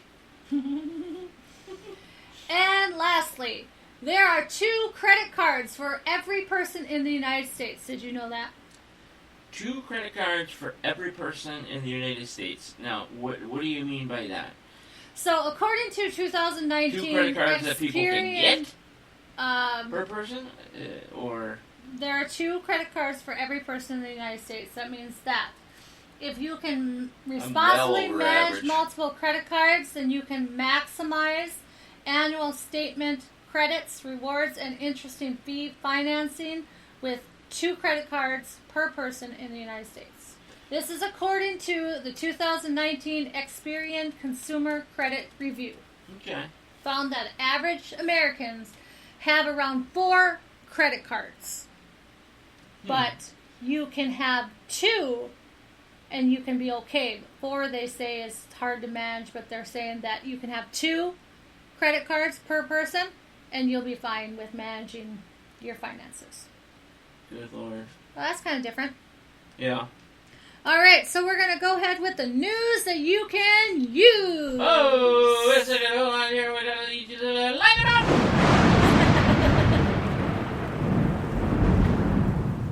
All right. The news that you can use. What do we got to kick things off?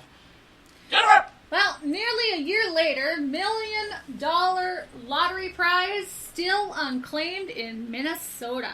Somebody fucked up. Where's it at? Roseville? In Roseville, Minnesota. Most people have a pretty good idea of what they would do if they won the $1 million, you know? Oh, shit. But Absolutely. last year, $1 million Mega Millions ticket, matching 5 of the 6 numbers, sold at the Casey's gas station, located at the University Avenue Northeast in Fridley. Okay. Okay. Sold the big, huge prize, but in 348 days, no one has come forward to claim the prize. That really fucking sucks. Like, you know, I go out there and just search everywhere. Can you imagine? You forgot that you bought it, or it's deep somewhere in your wallet or your purse. Right. And accidentally thrown out, or you're cleaning the car out, or something like that. Yeah, it would suck. It would suck. I would never want to know that I did that. You know what I mean? Right? Yeah, right? That is just a sad, sad situation. Ugh. Oh, I feel it. You feel it? I feel it. It hurts my ass.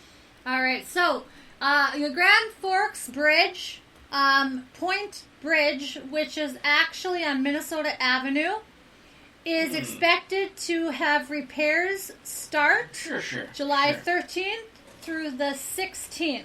Right. Early in the morning, Thursday, July 13th, detour signs will be posted. Crews will be making concrete repairs on the deck of the bridge. The closure expected to be in place until Sunday, July 16th of 2023, weather permitting, is what the Grand Forks crews are saying. I think that's probably like July of 2063.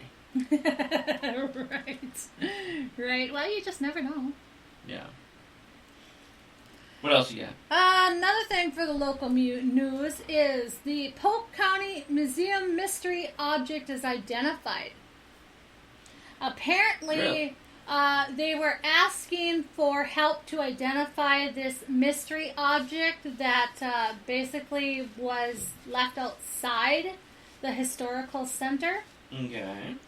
All right. Several people have commented on the 12-foot long metal object in front of the Centennial Building. All right. Yeah. But it appears that 2 locomotive crankshafts were dug up when the Crookston Pool was built. A railroad station was previously located in the same area. So this mysterious thing is part of the crankshafts. Now, was this It wasn't a big, huge historical thing. This is according to the Historical Society. Well, President Jerry Winstall. All I was going to ask, did they belong to steam engines or actually more modern? He said they're 2 locomotive crankshafts. Okay. I know the details. So they're metal, long. Let's see. So they could very well have been steam engines. Well, it actually looks more like modern. Modern? Yeah. Okay. So it was basically because there was previously a railroad station located in that area. Okay. That's why. I was unaware of that. Yeah. So that's kind of interesting. Okay. All right, now we're going to go ahead and go with the Pennington County Fair is in town. Yes. Bigger and better than ever. Today. And 1 year older. It's 121 years old, folks. The fair takes place July 12th through the 16th. There's going to be multiple shows, along with bingo, raffle, talent shows, free band shell, entertainment, and along with the, normal 4-H things of the seeing of the horses and the rides and all that stuff. Wonderful rides and such. Hopefully we'll be heading there tomorrow or Friday, and we'll get that on the air. Right. Expect to have your pocketbook ready, though. Oh, yes, because it will be as the Mega Pass has gone up for pre-sale only for $76. So at the gate, it's going to be at least $85 or maybe more for a Mega Ride Pass. Whoa. Okay. I'm talking Mega Ride Pass. All day, all week long.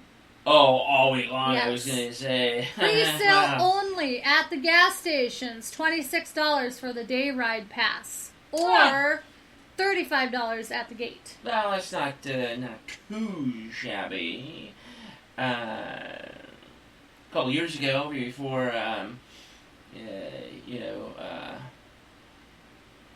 COVID. Dangerous. COVID. Oh man, that's scary. I think it was like $15 at the gas station. Yeah, about 20, something like that. Yeah. And COVID came and magically raised the prices on everything. Yeah. So, major country music recording artist Colin Ray. Colin Ray, one of my favorites. Will be featured in the grandstand on Thursday, July 13th. Whoa. Here? Yes. Colin Ray's here? Yes. Tomorrow? Adults are $25. Kids 12 and under are $10 a piece. Oh my God, I shit you not. This is a surprise to me, number one. But Colin Ray, back when I was in my late teens, early 20s, was one of my favorite country stars. Mm-hmm. Colin fucking Ray. Yeah. What time is that tomorrow? Tomorrow, that kicks off, let's see here. Doesn't really say for tomorrow what time. Oh, you need to find out, girl. Okay, I'll have to find out. Alright. Also, that Friday and Saturday night at the grandstand will be the famous PBR bull riding. Oh, yes, PBR here, yeah. And then you've got, the parade was already today at 7 o'clock, that. Plus, there are multiple other things going on where you also have the demo derby, and the grandstand pass to all events is $60 for adults and $25 for 12 and under. The parking passes for a seasonal pass will be $8, and for a daily pass will be $4. But listen here now. If you live in town, the Tri-Valley Bus will give out free bus rides to Floyd B. Olson Park. Okay, there's one of their stops. Their other stop is the Heritage Center, Walmart, Tractor Supply, Hugo's in the front door, and in the front door of the Huck Olson Arena. So they will pick you up and Wednesday and Thursday. Huh? I think Walmart as well. Yeah. Parking lot there. The buses will run every hour. Okay? Okay. The fair is open Wednesdays and Thursdays, 4 p.m. to 11 p.m. Friday and Saturday, 1 p.m. to 12 p.m. or midnight. And Sunday, 1 p.m. to 11 p.m. So come out and Okay, enjoy guys. the Pennington County Fair. When you get another chance, you can actually come out and say hi to us. We will actually be out and about around the Pennington County Fair this week. We're hoping to be out there possibly Thursday, tomorrow, if not Saturday for sure. Another thing is, don't forget to say hi to Brian Homer, our wonderful mayor. Mayor of Thief River Falls. Hopefully we can get an interview with him. That would be Yes, awesome. that would be awesome. Amongst many more interviews and talking with people and having a good old time. Before I go on with the national news, do you have anything that you want to add right now, or are you okay? You know what? I think I'm okay. All right. I'm gonna save my chirping for the third hour. Okay. All right. So national right news: the do you coming got? heat dome over the central Midwest and Midwest It's regions are coming. Yes, a coming, y'all. So listen to this. A historic heat wave is continuing to stretch across much of the United States, especially in the South, putting millions of Americans at risk. And it's gonna be right All up right. into the central But Midwest. the southern U.S. is also bracing for a potential record-setting heat wave as well.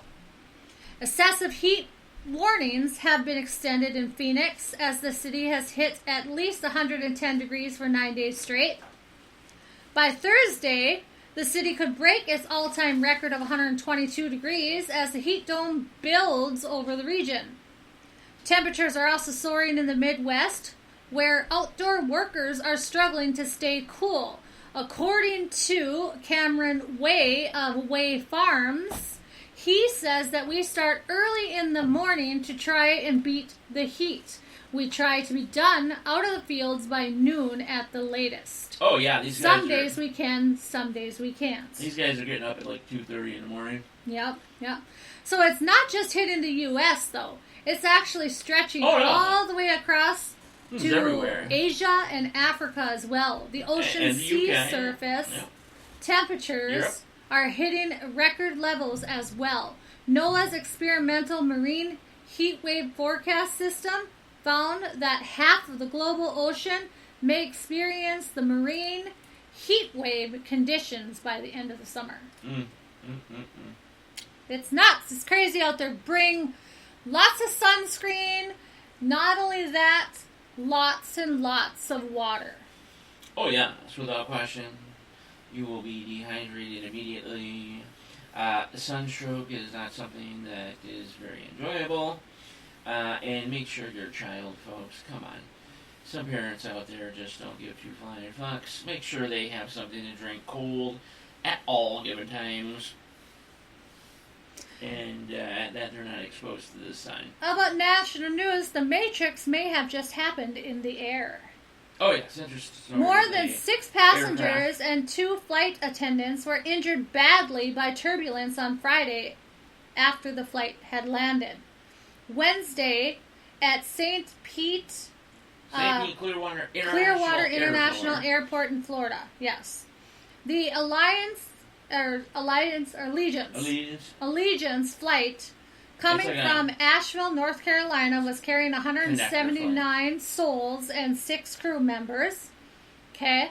The passenger named Lisa Spriggs said she called the experience petrifying. She said the petrifying moment was when everybody started to look at each other when the plane started to fall from the sky. All the luggages and food started floating up in the air.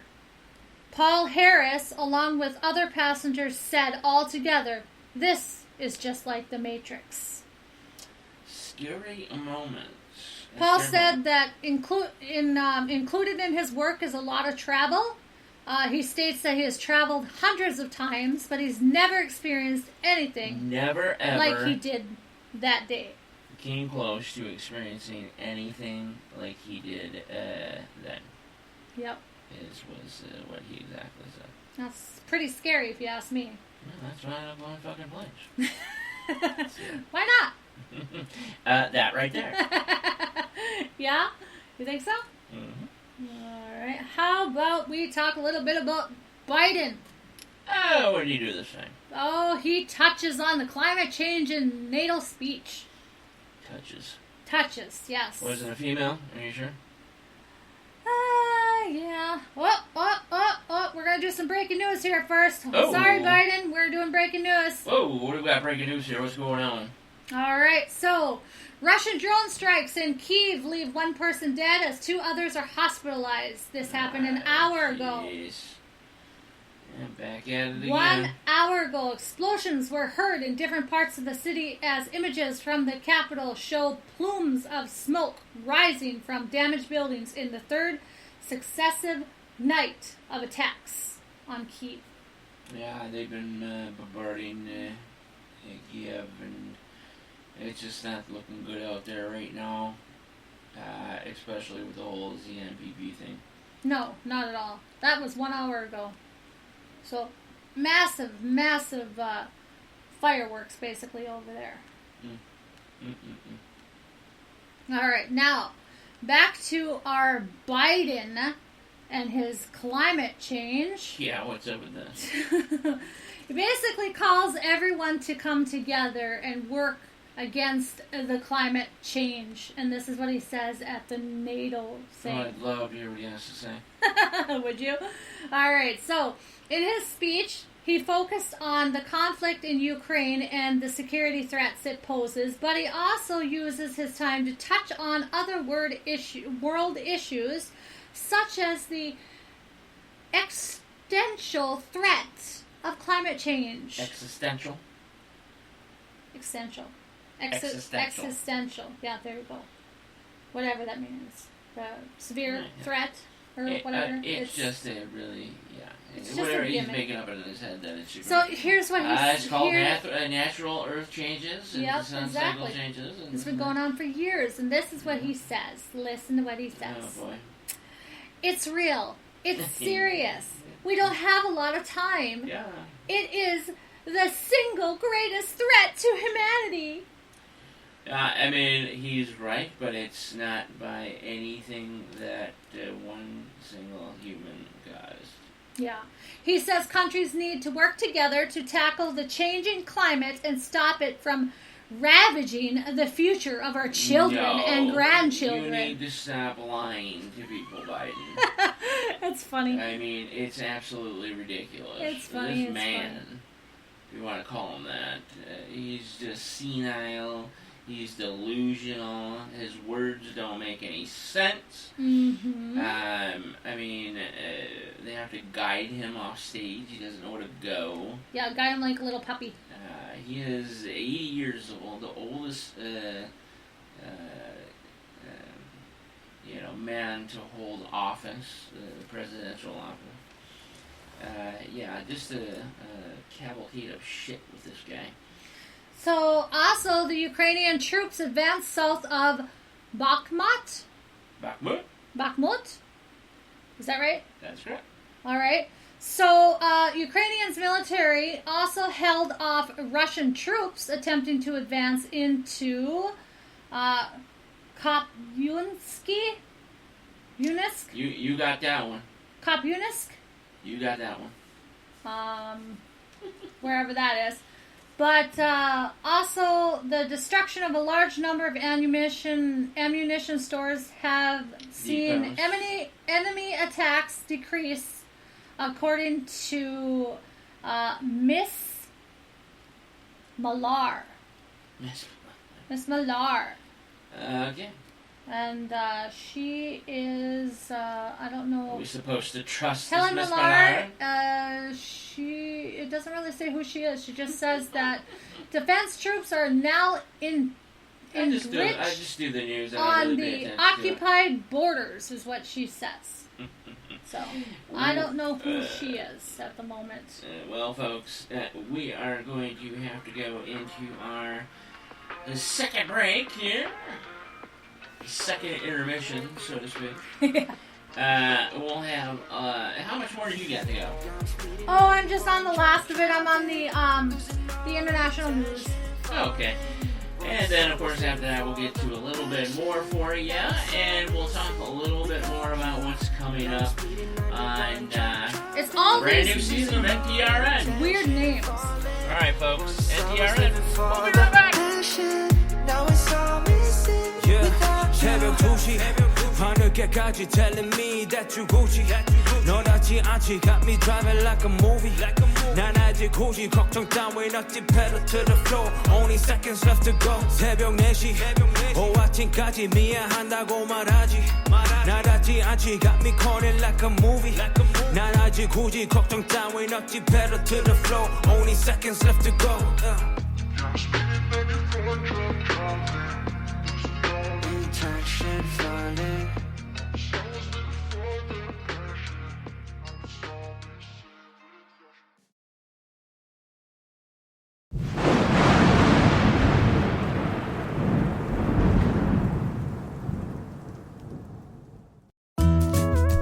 Hey, what's up, everybody? This is Chris from the White House, and you're listening to NTRN, the fastest growing all-topic conservative broadcast in the great upper Midwest, as well as the Great Lakes region. Stay dialed in. More NTRN is just ahead.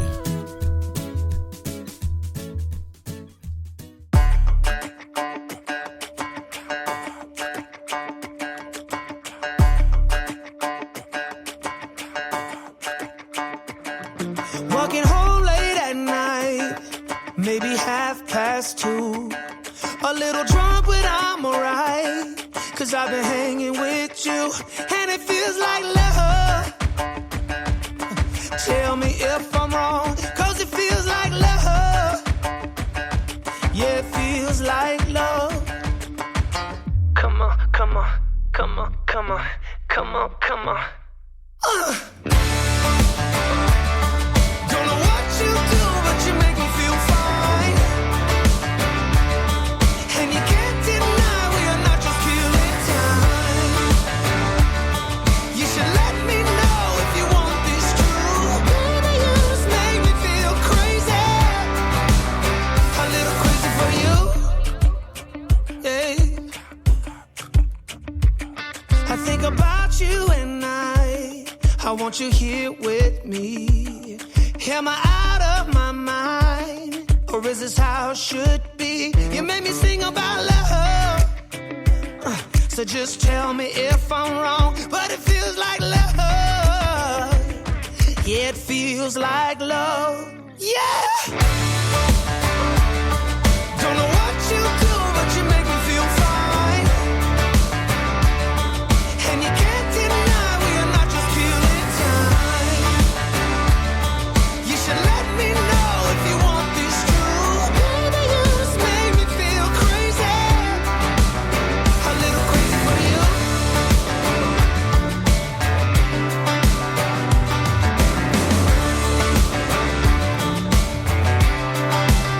A little crazy for you. Hey.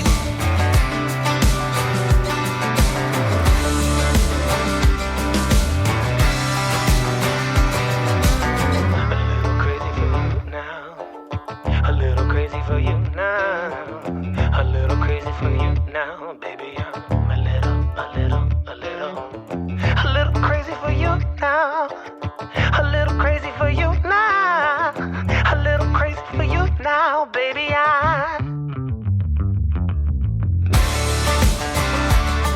Don't know what you do, but you make me feel fine. And you can't deny we are not just killing time. You should let me know if you want this true. Baby, you just make me feel crazy. A little crazy for you. I feel crazy. A little crazy for you, baby. Yeah, yeah. Little crazy for you now. Oh, yeah, crazy for you. Shitty car, but we hit the road. Doesn't matter where we go and destination unknown. I don't care where the motor stops. Cause when I want it, then I want it. Yeah, I want it. Oh, I want it. Let's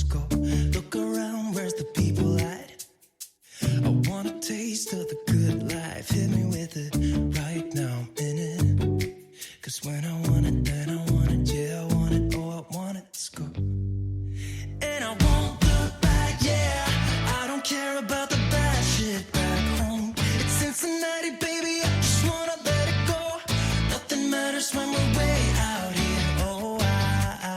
Oh, yeah. Maybe I don't have to know your real name. I'm just addicted to the way you take the pain away. Nothing matters when we're way out here. Oh, yeah. Cincinnati, baby. Cincinnati, baby. Said, yeah. Cincinnati, baby. Cincinnati, baby. Streaming to you live from Spreaker.com and somewhere deep in the great upper Midwest. If you're ready for a ride, you can call NTR anytime by dialing the nationwide caller line at 1-507-384-9390. First-time callers can reach Night Talks Radio at 1-507-307-4424. Text Daniel and NTR exclusively at 1-218-689-7126. Now, from somewhere in the great upper Midwest, here's your hosts, Daniel Brewer and Jennifer Gregerson.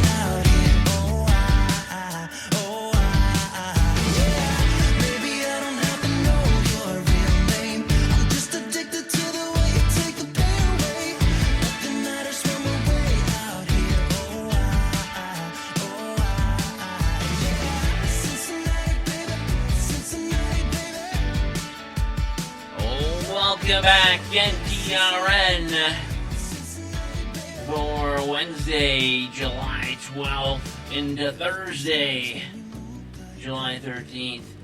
Jennifer Gregerson is here with me, as always, our amazing co-host.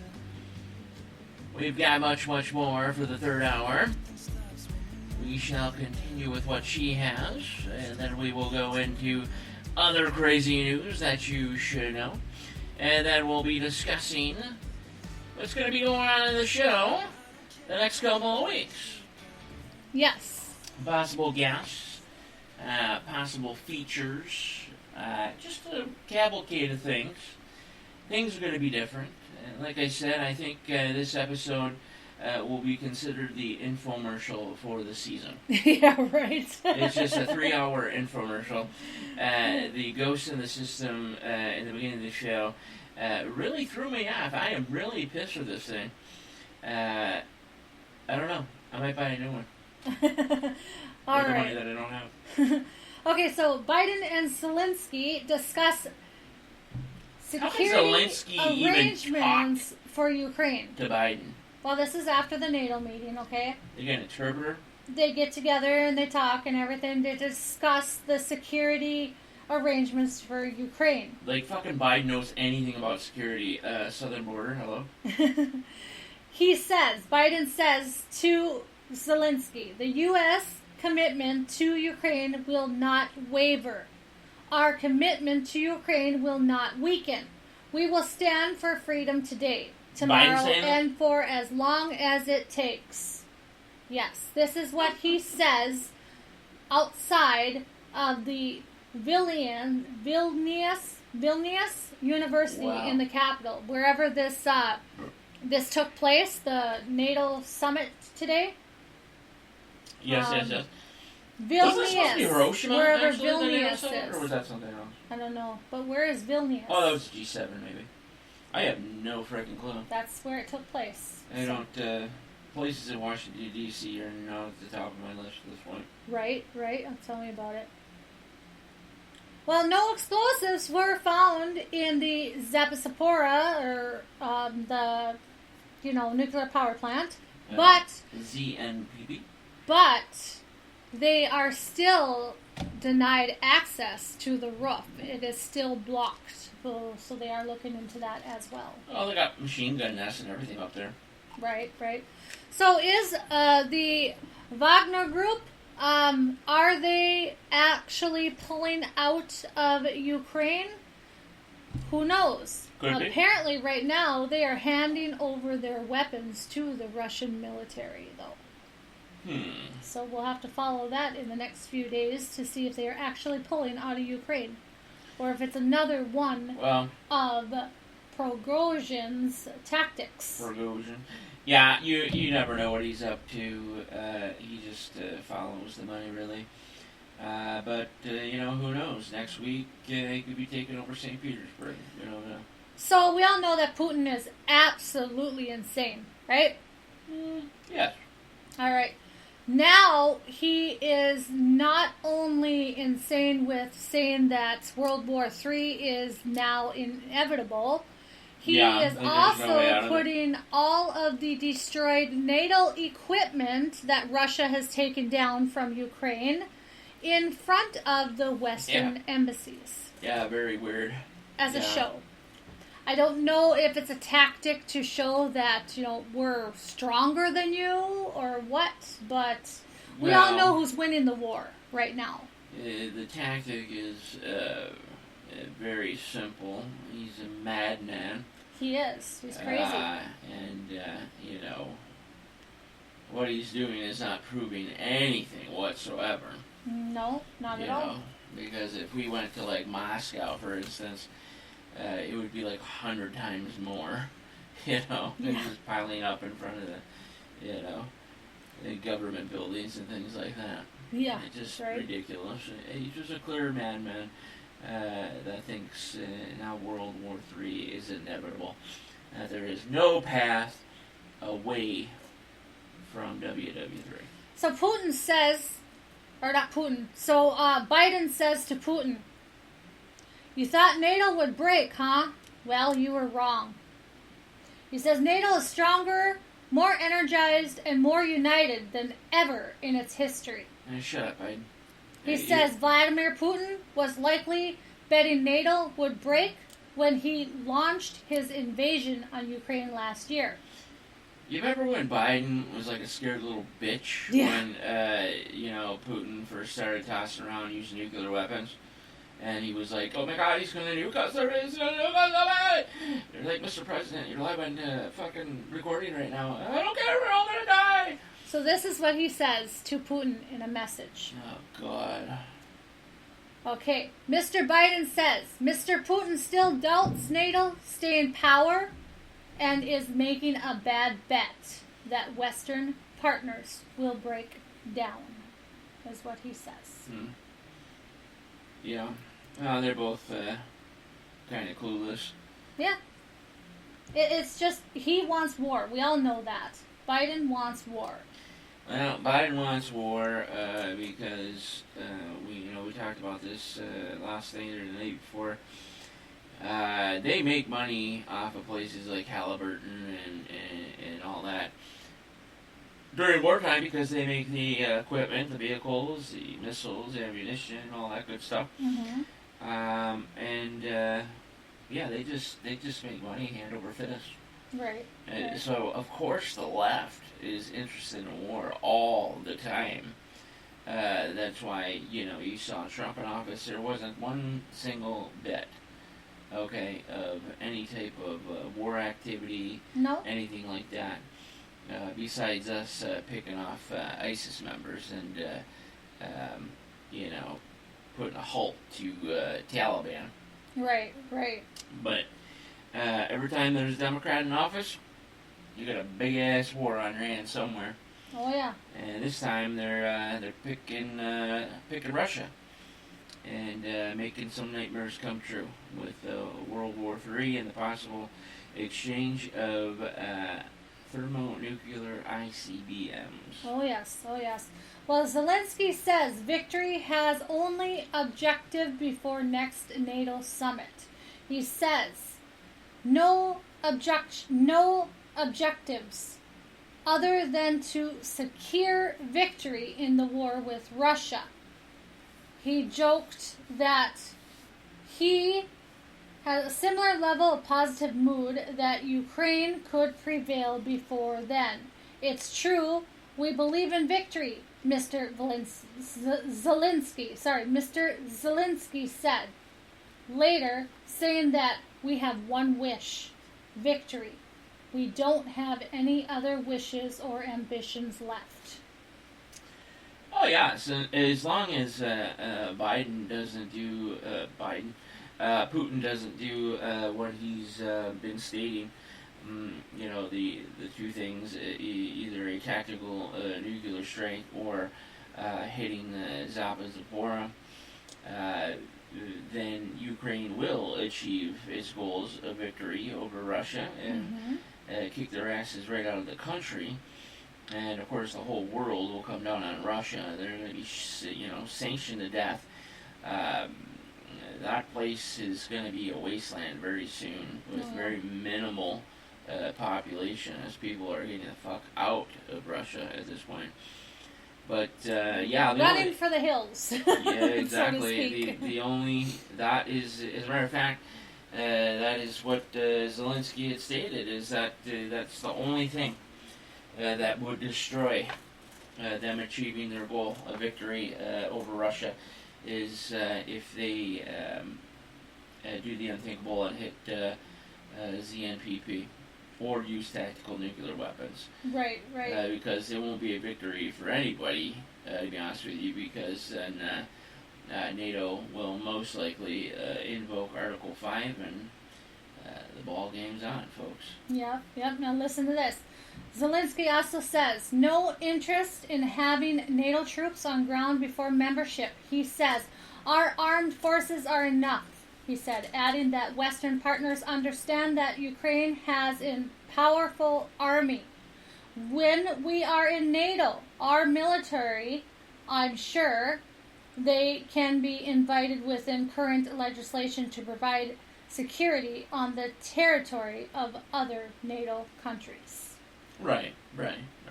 He also goes to say, we will never exchange for any frozen conflict, is what he says, along with, it will never take place. He adds, this is my clear position, which our partners know, that Ukraine president says his country will never give up any of its territory, even if it is one village with a population of one old man. He says it will never take place. They care about the country. They really do, and so he stands up for what he believes, and he is a strong leader, and he is actually what we need here in the United States. Honestly, to tell you the truth, this is what we need. So, we've mentioned that before. Yeah, he is a wonderful leader, very charismatic. Like I said, he's the Donald Trump of Ukraine. He comes from a TV show acting background. He's got money, and people are looking for that type of stuff that are not the same old politicians. They don't want to see that no more. They want to see complete change. And that's it. And he believes they want a fucking change. Yeah, and he strongly believes he will be in NATO someday, but for the time being, he believes that his military is strong and will be fine without NATO. Which is okay, because actually his military has shown a lot, I'm sure, to our military as what they're doing right now. I mean, they're creating their own weapons in the battlefield. I mean, that's insane. Oh, yes. They're very keen on that type of stuff. I mean, they had to come up with unconventional ways to fight many, many battles. So they're beyond, I guess you could say, intelligent when it comes to that stuff. So let me ask you this. What's up? So Putin obviously is not afraid of Biden. We know that. But do you think that Putin is just a little bit afraid of Zelensky? Yeah, by far, he is more afraid of Zelensky. I think by so. Far. I don't think Biden scares him one single bit. I think the only thing about the United States that scares him is the military chiefs of staff, and that's about it. But Biden, he understands exactly what Biden is. But also the foolishness that we can do. The foolishness that we can do. Yeah, because Biden makes stupid moves. So I think what scares him too, when it comes to the United States, is that the United States right now, under Biden's control, is foolish. So you never know what they're going to do. So I think that maybe might scare him a little bit. It's not so much what Biden says that scares him. It's just the fact that Biden is so stupid, doesn't really know anything, and he's foolish to do anything. And that's what scares Putin, because I think that's going to put him over the top to push that button. Do you know what I'm saying? You're talking about Putin? Yeah. And I think that's what scares him. Is that that United States, because of Biden's calls and stuff, is so foolish that we're going to push Putin over the top to push the button. Yeah, I mean, I could see that, but I don't think... Because nobody can go over Biden, right? I think, there are plenty of scenarios. First, Congress would have to approve anything that Biden attempts to do or would want to do. But we know which way Congress swings. Mostly. Well, not necessarily. You know, if it's something fucking Looney Tunes, even some of the Democrats, well, you're going to talk about the older Democrats, okay? Yeah, the old ones, yeah. You know, they're going to be like, no, this is actually not the move. The conservatives, Republicans are going to definitely be the same way.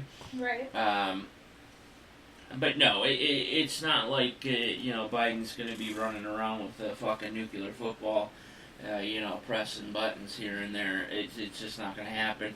And don't get me wrong here for 2 seconds. The White House, his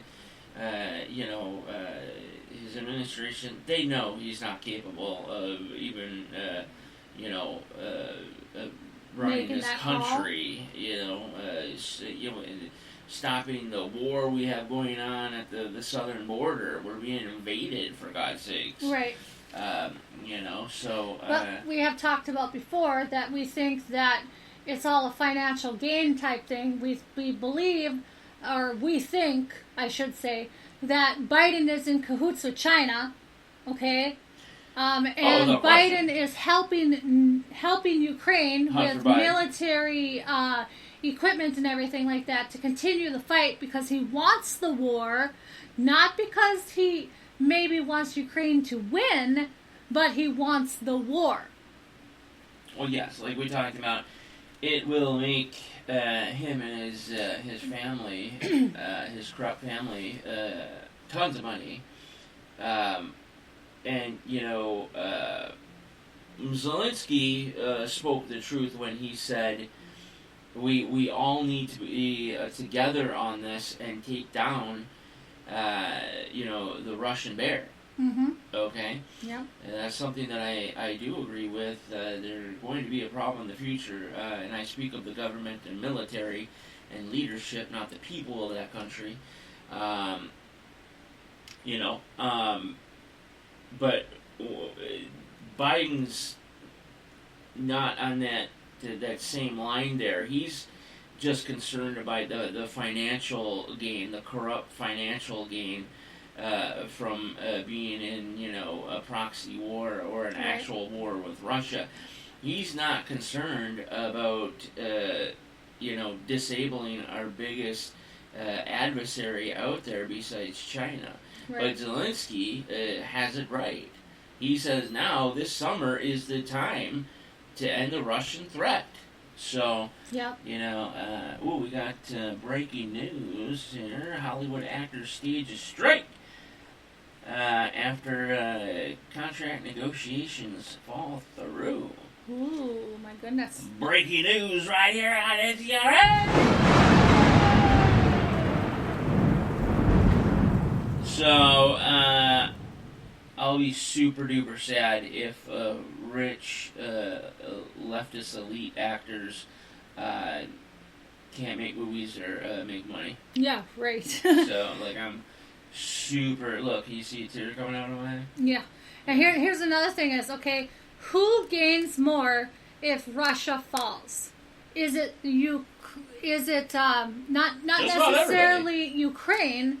I mean, yes, we know Ukraine will gain their country back, but is it more the United States that gains more if Russia falls, or is it China that gains more if Russia falls? Well, I think China. And I think that's why China will gain the United States is in a with lot China as well. of assets that Russia has, I would imagine. There would be science defectors and things like that heading to China, advancing their military prowess and technology, missile technology, equipment technology. But with no question, the Ukraine will, take full advantage of this. They won't have to worry any longer about their land being invaded and what Putin's been doing to them since essentially 2013, 2014. Right. And then, United Kingdom, Europe as well. I mean, because that's, mostly NATO. They would be, the first in the line of fire coming from Russia, especially the UK. And then the United States. They would be right back there in position to be the number one superpower, world power. But, we all have to work together on the same page, like Zelensky's thinking.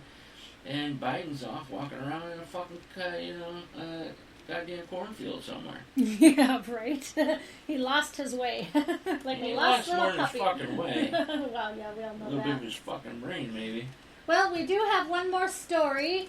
It looks like the 50s might have come back to haunt us. Daniel, can you tell us a little bit about this story? Well, so the CDC just recently had put out somewhat dark warning to individuals and families traveling to these 31 countries that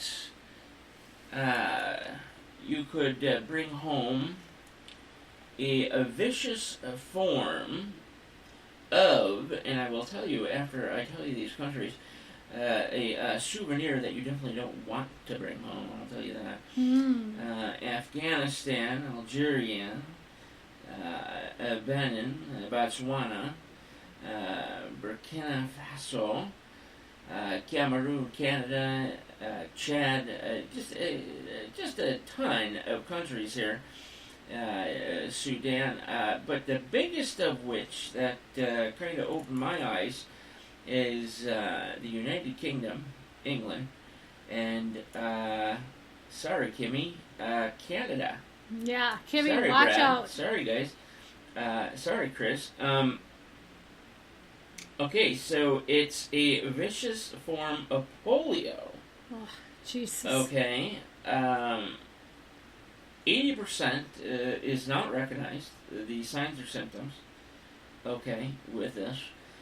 30% will experience headaches, nausea, more 3 to 6 days after exposure, okay. In rare instances, people are becoming paralyzed from the effect on the central nervous system, and of course, with polio, there is no cure. So again, this is a more aggressive form of polio, and yeah, I'm gonna say it. If you don't fucking like it, you can change the channel. But the the polio vaccine back in the day, the late 40s, 50s, early 60s. Many rumors that was the start of autism in children and other issues that took place in childhood during those years. Right. And then of course the vaccines and all that aren't there anymore. Right. Those are so if you don't have, so not only do we have to worry about fungal meningitis getting us, we have to worry about polio, last of us. And at the same time we have to worry about the mosquitoes and the smallpox, huh? So you don't have to fucking no one's going to Canada. Kimmy, get the fuck out of Canada. Yeah, it's It's mind-boggling. It really is. It is. It's crazy. But what did Dr. Fauci say? Back in the 80s, he was going to find this cure for AIDS and polio, and when he says something like that, you better run for the fucking hills. Yeah. Because you're going to be dead in fucking a week. I think they plan all this stuff ahead of time. Yeah, you think? You know what I mean? And I think it's the CDC that does it. I think they're putting out the crap. If it wasn't for all this crap being out here, the CDC would be out of a job. The CDC. So think about it. Just spouts out what Fauci tells the CDC. Yeah. Okay, so and then the CDC tells the public, but the WHO hasn't mentioned anything about this. Not that I trust the WHO any better, but no. This was something that Fauci and Bill Gates fucked around with African children, just killing them left and right in horrible ways to try to make a successful vaccine for both AIDS and polio. This has been going on for years. I mean, the MK Ultra project, everything. They've been experimenting on us for years. Yeah, and people are starting to finally open their eyes to this type of stuff, and you're gonna realize more and more as each week passes what your government is doing to you. Yep. It's exactly. It's not all fun and games, and they're not here. Let me make this very clear. They are not here to help you. Nope. Okay, the government is not here to help you. Okay, they have other agendas, and it has nothing to do with you. They will use you as stepping stones to get to where they need to go. Guinea pigs, whatever. Guinea pigs, this and that. So with this polio situation, all you could do with that is just, don't travel. Yeah. Don't travel. They're making mention, it that way now that you have to stay right in your country. The form of socialism where you just they don't really put massive walls up to where you can't get out. They just make it that you don't want to leave. Yeah, soon it will be travel, international travel. They'll start with the airlines and everything. They'll shut them down so you can't leave, can't go anywhere or anything like that. Mm-hmm. Not only that, it's already coming here in the United States that they're already bringing up the food support. Okay? So EBT food support is already rising. Yeah. And not only that, it's also the fact that this supposedly $900 from the IRS that you're supposed to get, what is that? Say that again, I'm sorry. This $900 that you're supposed to get from the IRS, it's not a stimulus check, but you might as well say, hello, socialism. Well, yeah, I mean, look at what's going on in Los Angeles. They're giving $1,000 to these black families who, do nothing but drink Sainides and smoke fucking blunts all day. Yep. Not have no concern about or shoots going up to with work. heroin. Or whatever. Now, it's the same thing that Finland had tried. Okay. Right. I believe Finland, Helsinki. I'd have to double check that, but yeah, it's all this. Nobody again. See, everybody's just going about their daily business, giving two shits about nothing and everything. Shit like this has happened before, and things will change and go back to normal. Blah blah blah. No, we're in a situation where I said this on Friday's show. Is all you have to do is go online or go to Amazon or Audible and just look up the Communist Manifesto, and they have completed every step. Yeah. Okay, and we're almost truly there. And if 2024, early 2025 don't come, fast enough, Mm-hmm. There won't be time to even attempt to save. No, not at all. Yeah, just a hectic situation in the United States right now. Anything to add to that, Jim? Yes, so before we leave, I just wanted to let you know, or before we go on and discuss what's going on for the next couple of weeks, I wanted to let you know that our GoFundMe is still out there for those of you who have not been able to actually have a chance to look at it, and help out in any way possible. The GoFundMe is called Grandmother, Mother, Our Daughter Needs Help Badly, okay?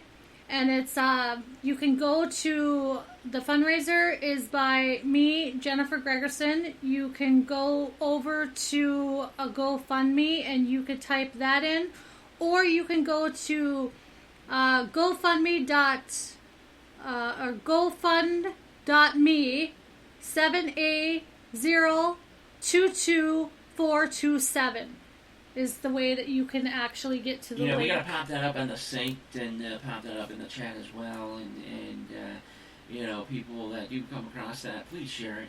Please share it. It's a pretty vital and critical situation coming up in the next week or so here. Just a multitude of outside issues. Of course, we're still going to be doing the show and making you smile, but for us, when the show is over, there's multiple difficulties. So we'll put that out on NTRN Facebook, NTRN chat, and a few other places. And if you can't help, just share. At least share. Just share. Yeah. Okay, that's all we ask. But I'm sorry. What else did you have there, Jennifer? That's all right. I'm going to go ahead with the quote of the day. Quote of the day already? Oh my God! There is two of them. It's not whether you get knocked down; it's whether you get back up. Okay. It's true. I've been knocked out plenty of times. Yep. Got back up. And the second one is the struggle you're in today is developing the strength that you need for tomorrow. So there you go. Really? Those are the quotes of the day. Those are positive quotes of the day. So Daniel, what is your plans or our plans for NTRN in the next week or so? Well, like I said, so tomorrow, Thursday, July 13th, going to be doing another 11:35 show. Okay, at least we're aiming for that. Yep.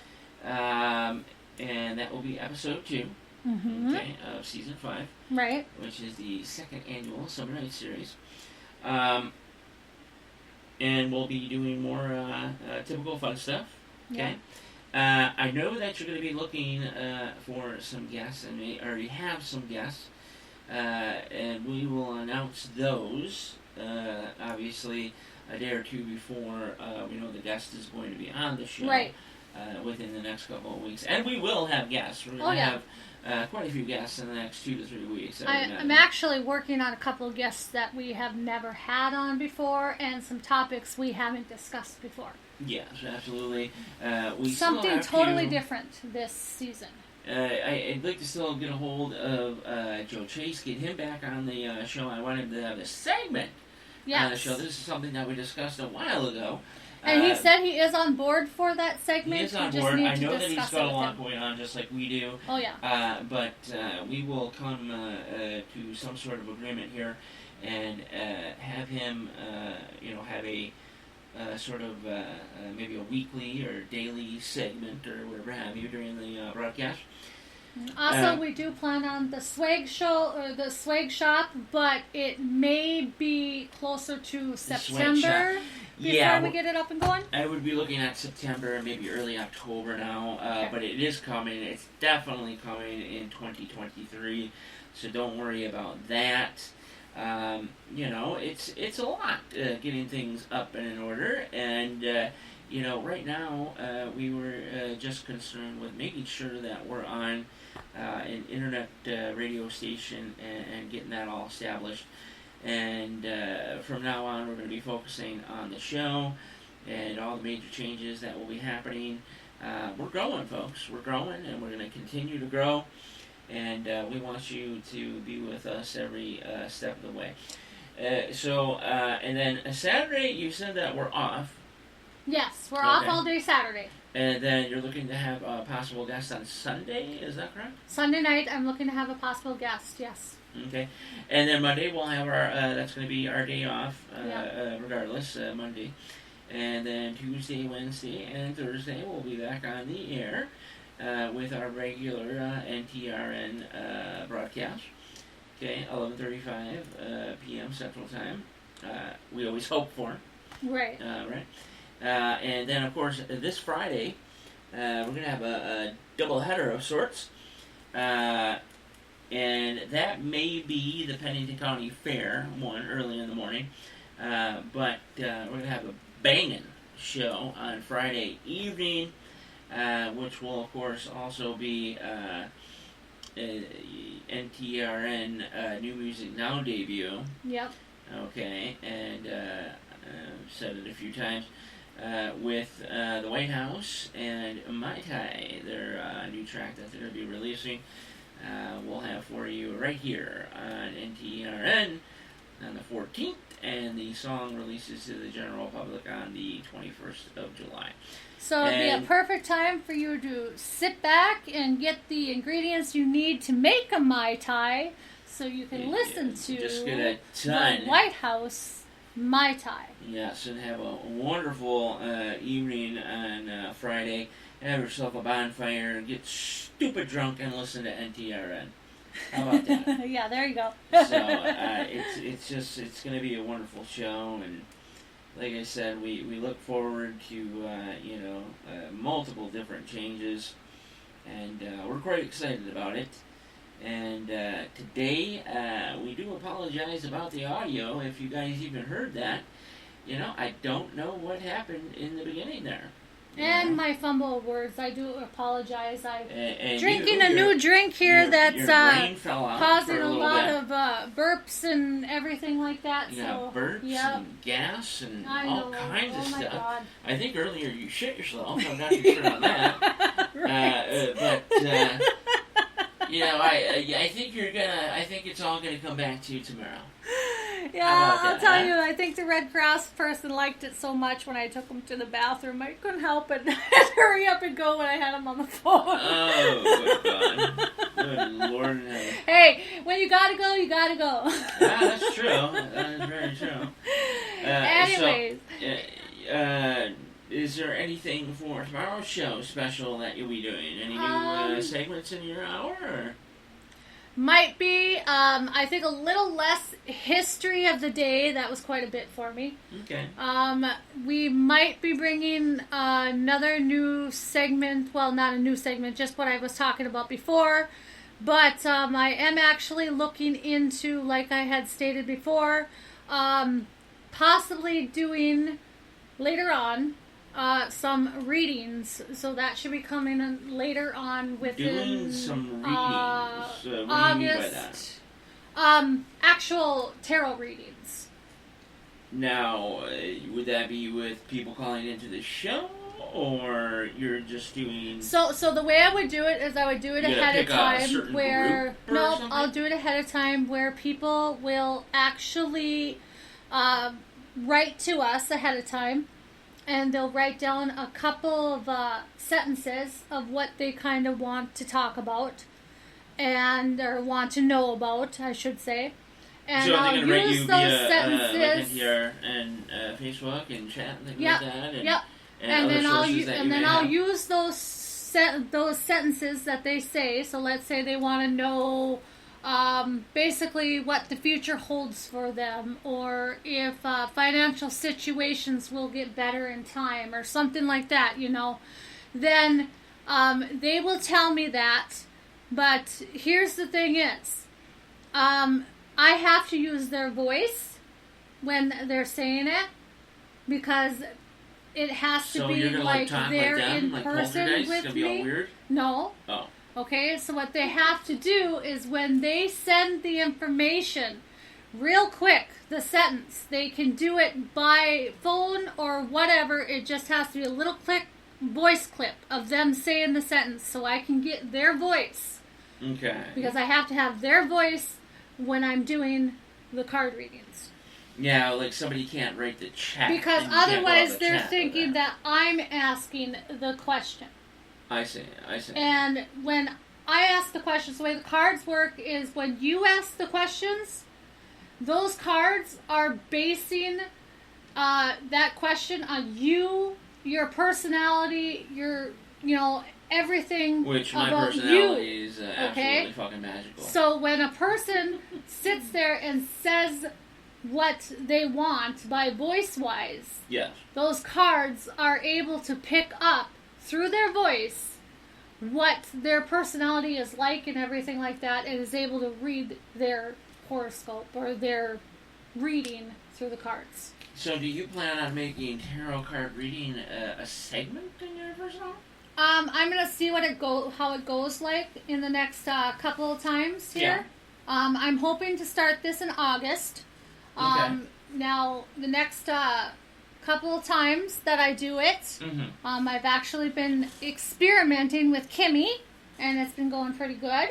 Yeah. She's my guinea pig. Oh. She loves it though. She enjoys it, I every know. moment of it. She's a wonderful fan. As a matter of fact, she is our top fan. She is. Just don't get polio. And our second top fan is her sister Karen. She's right there with her. So, yep. But if all goes well, I may make a segment out of it. Okay, very good. Any other ideas for the last half of the year? Well, just that I still have my shop going, which is sensational-styles. Yes, you got to get that out there too. We got to get that going. Printify.me. Okay. Okay. I will get that going. Like I said last time, we'll put some pictures up there and everything so you get an idea. Yes, I'm going to try and post new pictures every week of products so you will know kind of what's going on in the shop. Right. And I have to talk to the people, though, because my son was trying to order something, and he said that he wasn't able to get it to go through, so I got to call Printify and find out exactly if there's something different you have to do about it first. So I'm going to be doing that tomorrow, so it'll be up and running and ready to go by Friday. Okay. Well, that sounds interesting enough. Yes. So, yeah, and as for me, I'm still going to do my thing. I'm going to make production a lot better, the quality of the show a lot better, and still keep on working on these little fucking mistakes that piss me off so bad when it comes to audio and Skype. Keep on chugging along. Keep on chugging, man. You know, somebody should make a t-shirt that says that. Yeah. Well, there you go. I will go ahead and do that right now. Yeah, they already did in the 70s and made like $1 million off of it, so.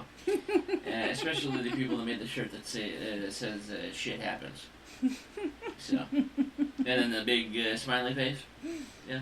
Yeah, right. Yeah, the things that we could have made millions and millions of dollars, like the pet rock. Yeah. You know, a fucking pet rock.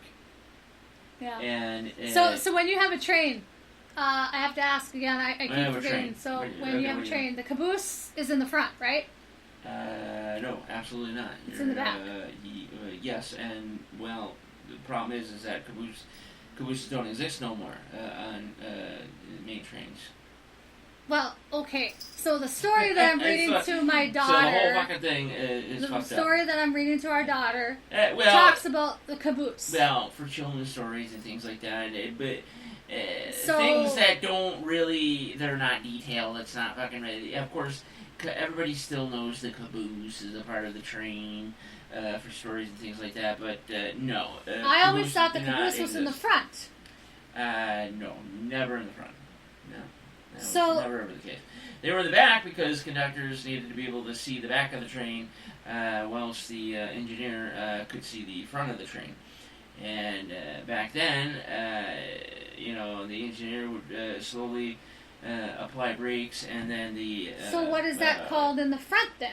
The brakeman in the back of the caboose would slowly do the brakes so they'd all meet up and slow the train down all at once without derailing. Oh, okay. So what is it in the front then? And What is that called? What's in the engine, the power, but what did they call that in the olden days? I imagine. How far are you talking olden days? Well, when did the caboose come about? Well, the caboose has been around for a long, long time. That went out of, I guess you could say, commission 20-some odd years ago, maybe 30. And yeah, they still called powers when you got diesel engines and this and that. They were called powers. I've never heard of it called a power until I met you. Yeah. Oh yeah. No, we don't. Railroad folk, we don't call them engines. Only. Don't you only just the call them public the does. front end? We call the front end means the front end. Yeah. So the power is in the and front the back end. end means the back end. Because the power controls the train. So that's always in the front end. So just call it the front end and you'll be fine. Well, there's a power in the front end, and there's a power in the middle, and sometimes there's one or two powers in the rear. So it's a long, confusing story. We continue this conversation now because I think we should call it the front end. The hell out of here. All right, explore, dream, and discover. Have a good night, everyone. Okay, so this was a interesting episode 1 for season 5. But we will be back tomorrow, 11:35, hopefully.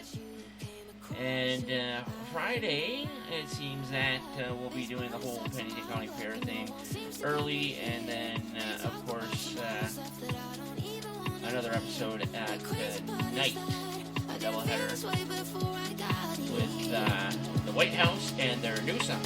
All right, folks, have a good night.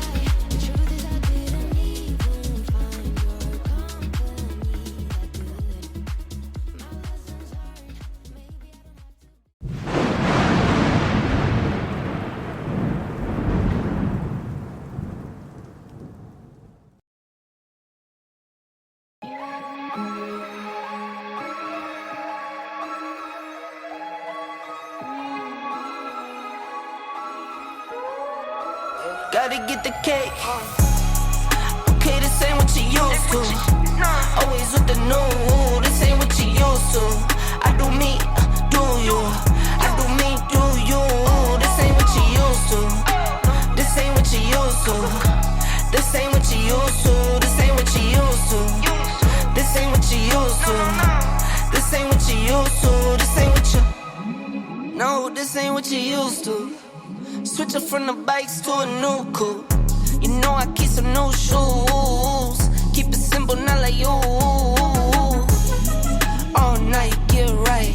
Know you know the price. Know you know the name, no games. I need all my money now. Not playing, man. This ain't what you used to. I might fly to LA. This cold weather ain't for me. Hit the bank, run your way. What you used to? And I'm grinding to the top. I can't let it slip away, so I gotta get the pay. Okay, this ain't what you used to. Always with the new. This ain't what you used to. I do me, do you? I do me, do you? This ain't what you used to. This ain't what you used to. This ain't what you used to. This ain't what you used to.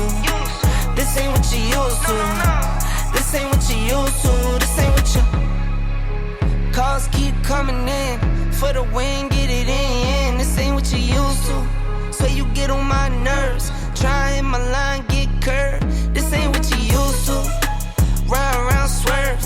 Everybody here knows the word. This ain't what you used to. Know you know the drill. Always paying, now I see the rail. This ain't what you used to. I get it in for my kids. Stack those chips and I get that check. Not what you used to. You see how I live, work my biz. I'm too far from the rest, not what you used to. Okay, this ain't what you used to. always with the new. This ain't what you used to. I do me, do you? I do me, do you? This ain't what you used to. This ain't what you used to. This ain't what you used to. This ain't what you used to. This ain't what you used to. This ain't what you used to. This ain't what you.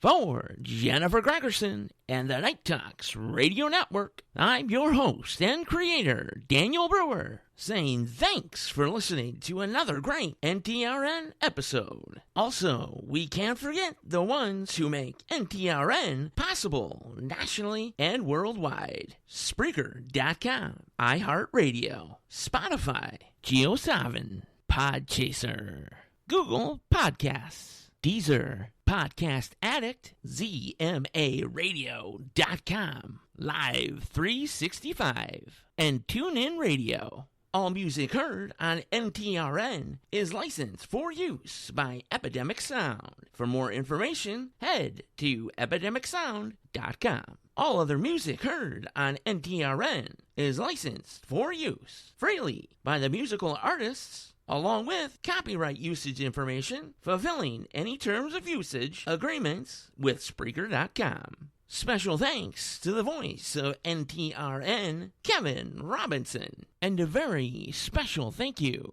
to Art Bell, because if it wasn't for Art Bell back in the day, we wouldn't be here today.